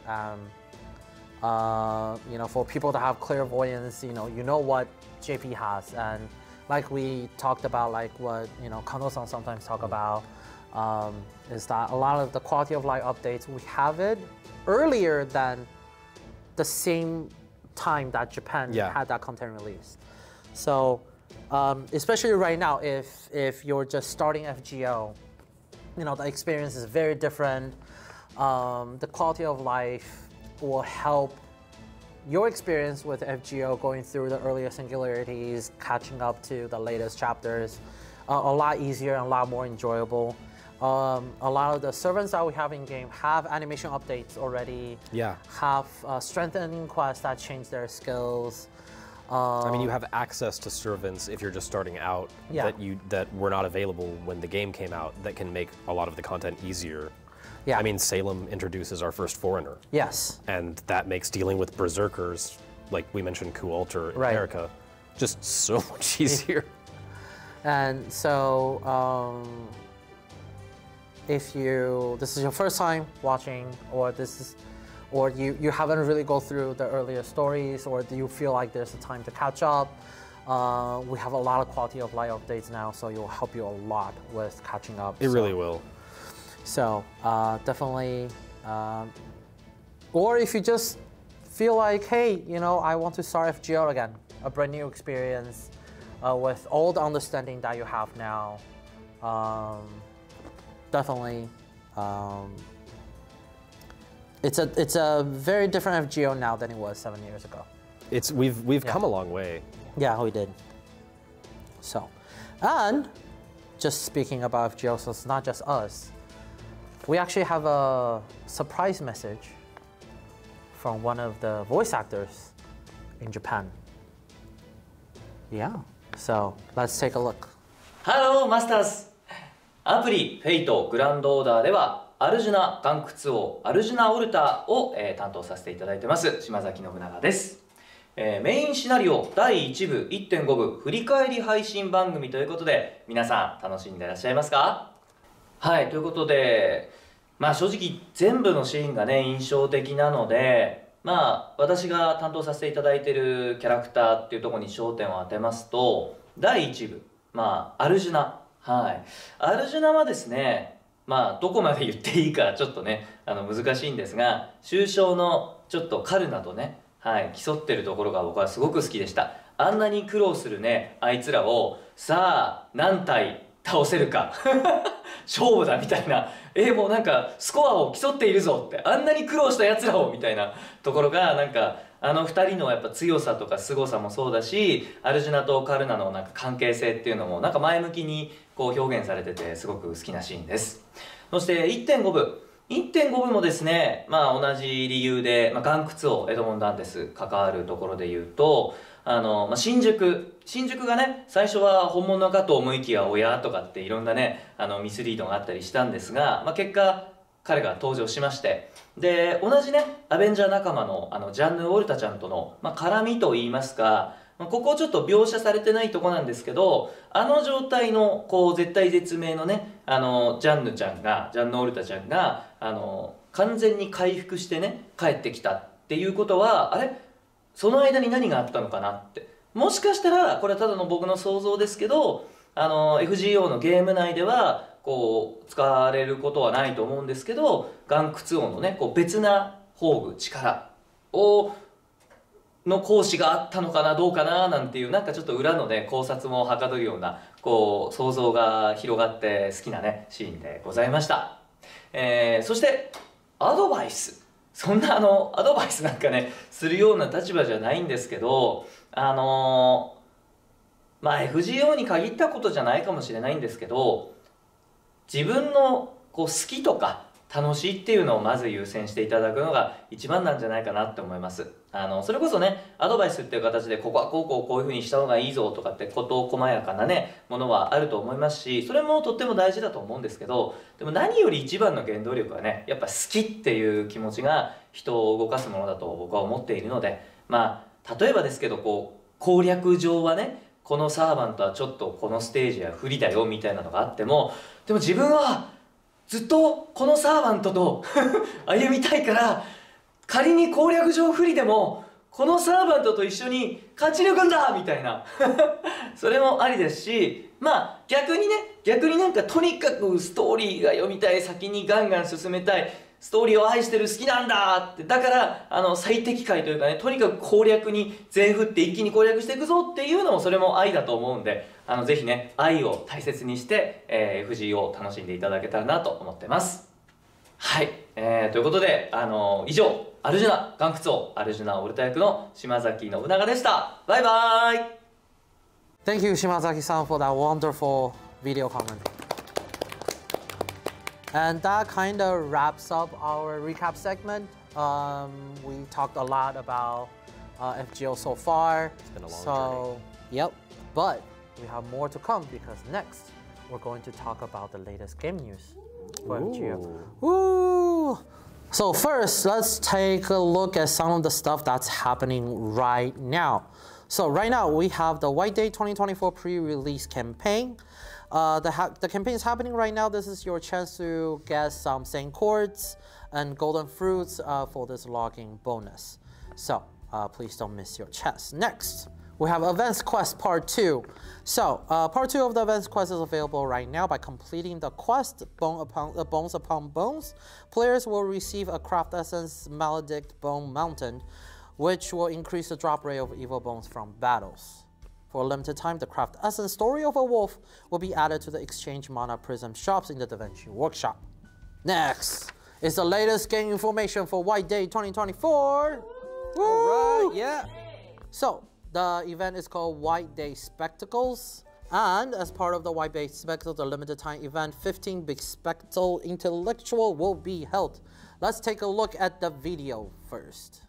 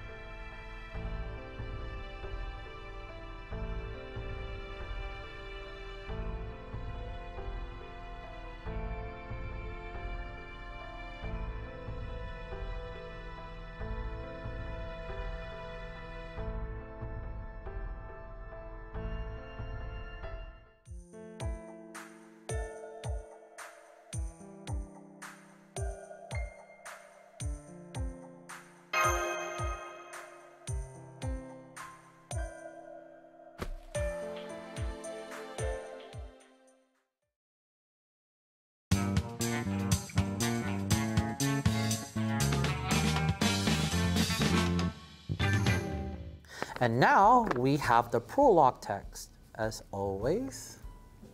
Carl can do it. Carl can do it. Carl.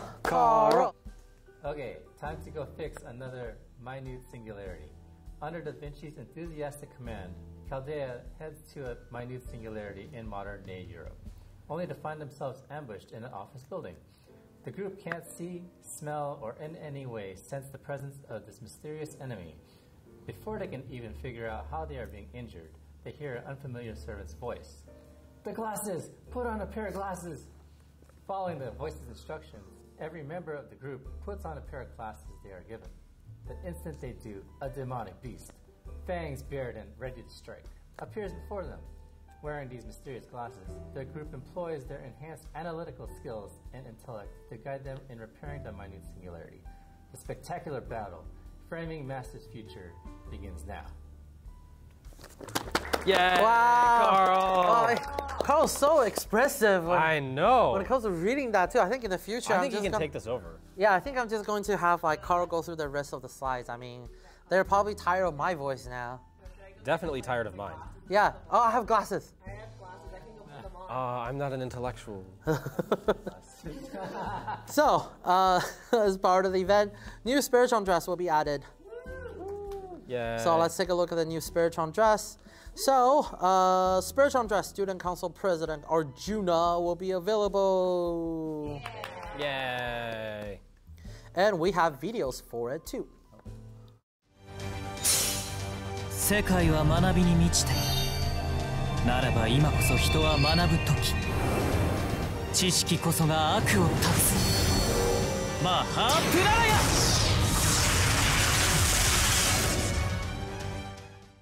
And next, in addition to the Student Council President Arjuna's Spiritron dress, there is also a version where he wears glasses, and in addition, there will be 13 other servants with glasses Spiritron dress. So, you play this event, and you get glasses servants. I want to point out that one of them is wearing sunglasses. Karna's wearing sunglasses. They're glasses. Glasses. Does that count? Maybe they're prescription sunglasses. It counts. I don't know. So next, let's go through how to play the event. So the story quest will be unlocked every day and collect White Day Spectacle Spiritron Dresses wardrobe tickets, complete event quests and get the event items and collect valuable rewards. And as we always say, use this chance, get your essential materials, get your level materials.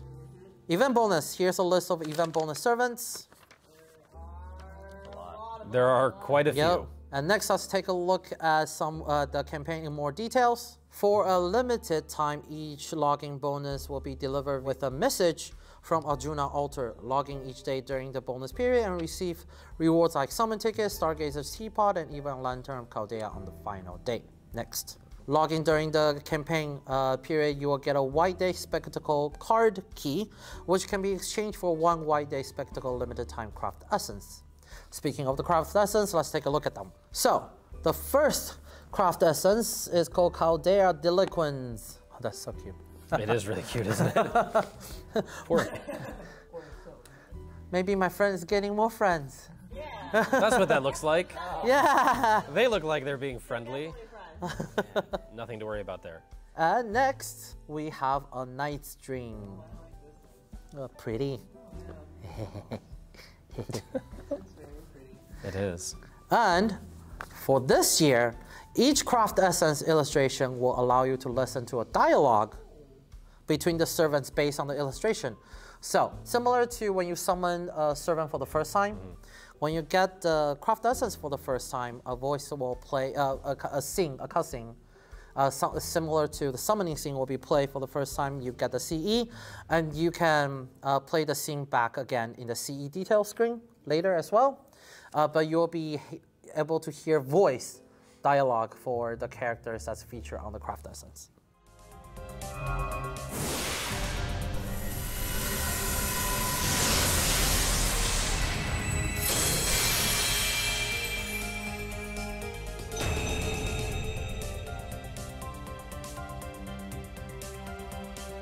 よーマンドリカルド知ってっか今肉まんが50円引きなんだってよ今日バイト代入ったし、ジュースもつけておごってやるから寄ってくよな。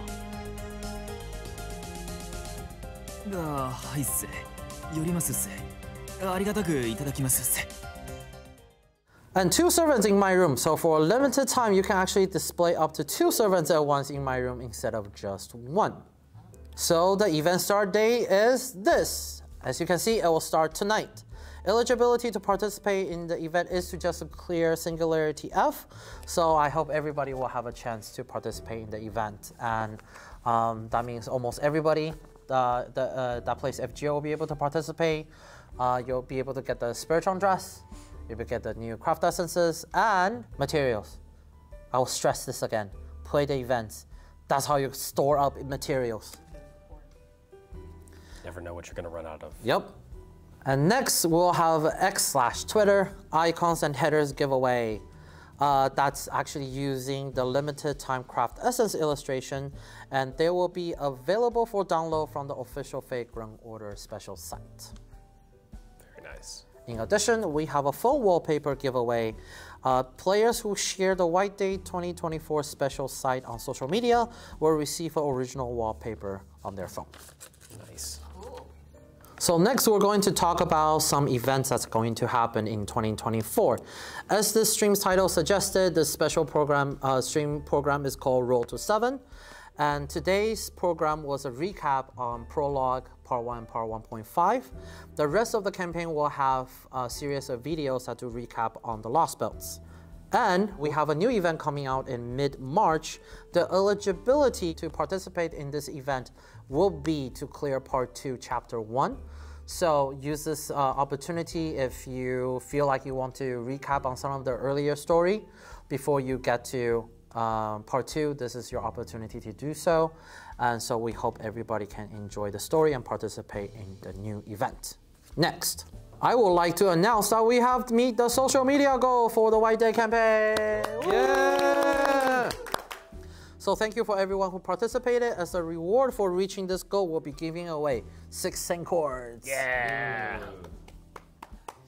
And that concludes all the information we have for today. So how did everyone feel about the stream? It's actually, we haven't done this format for a while. I hope like you guys enjoyed it. Podcast style. Yeah, this is a good format, I think. I mean, my personality type. I Yeah. like sitting down and just chatting with friends. Yeah. I hope you guys enjoyed it. Different. Yeah. Yeah. And 10 million QP, woo! Yeah! Woo! Lauren! Thank you, Lauren!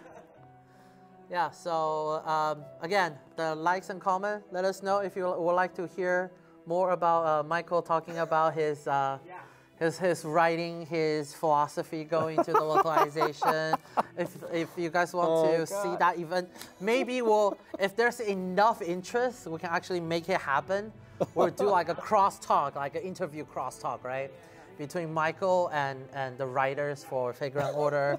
We can maybe do it in like a writing form, like a special Caldea break room. Oh yeah, or we can do like maybe not video. Well, yeah, what? Like I'm gonna go interview them. And then it would inside just be, inside the Chaldea studio, sort of. So maybe. So I hope everybody liked today's stream. It was a little bit longer than our usual streams. I hope everybody have fun just with us goofing around. Now you know how much we tend to just ramble. Yeah. As a group. As I just goofing around, and so we will see you in the next stream. Bye.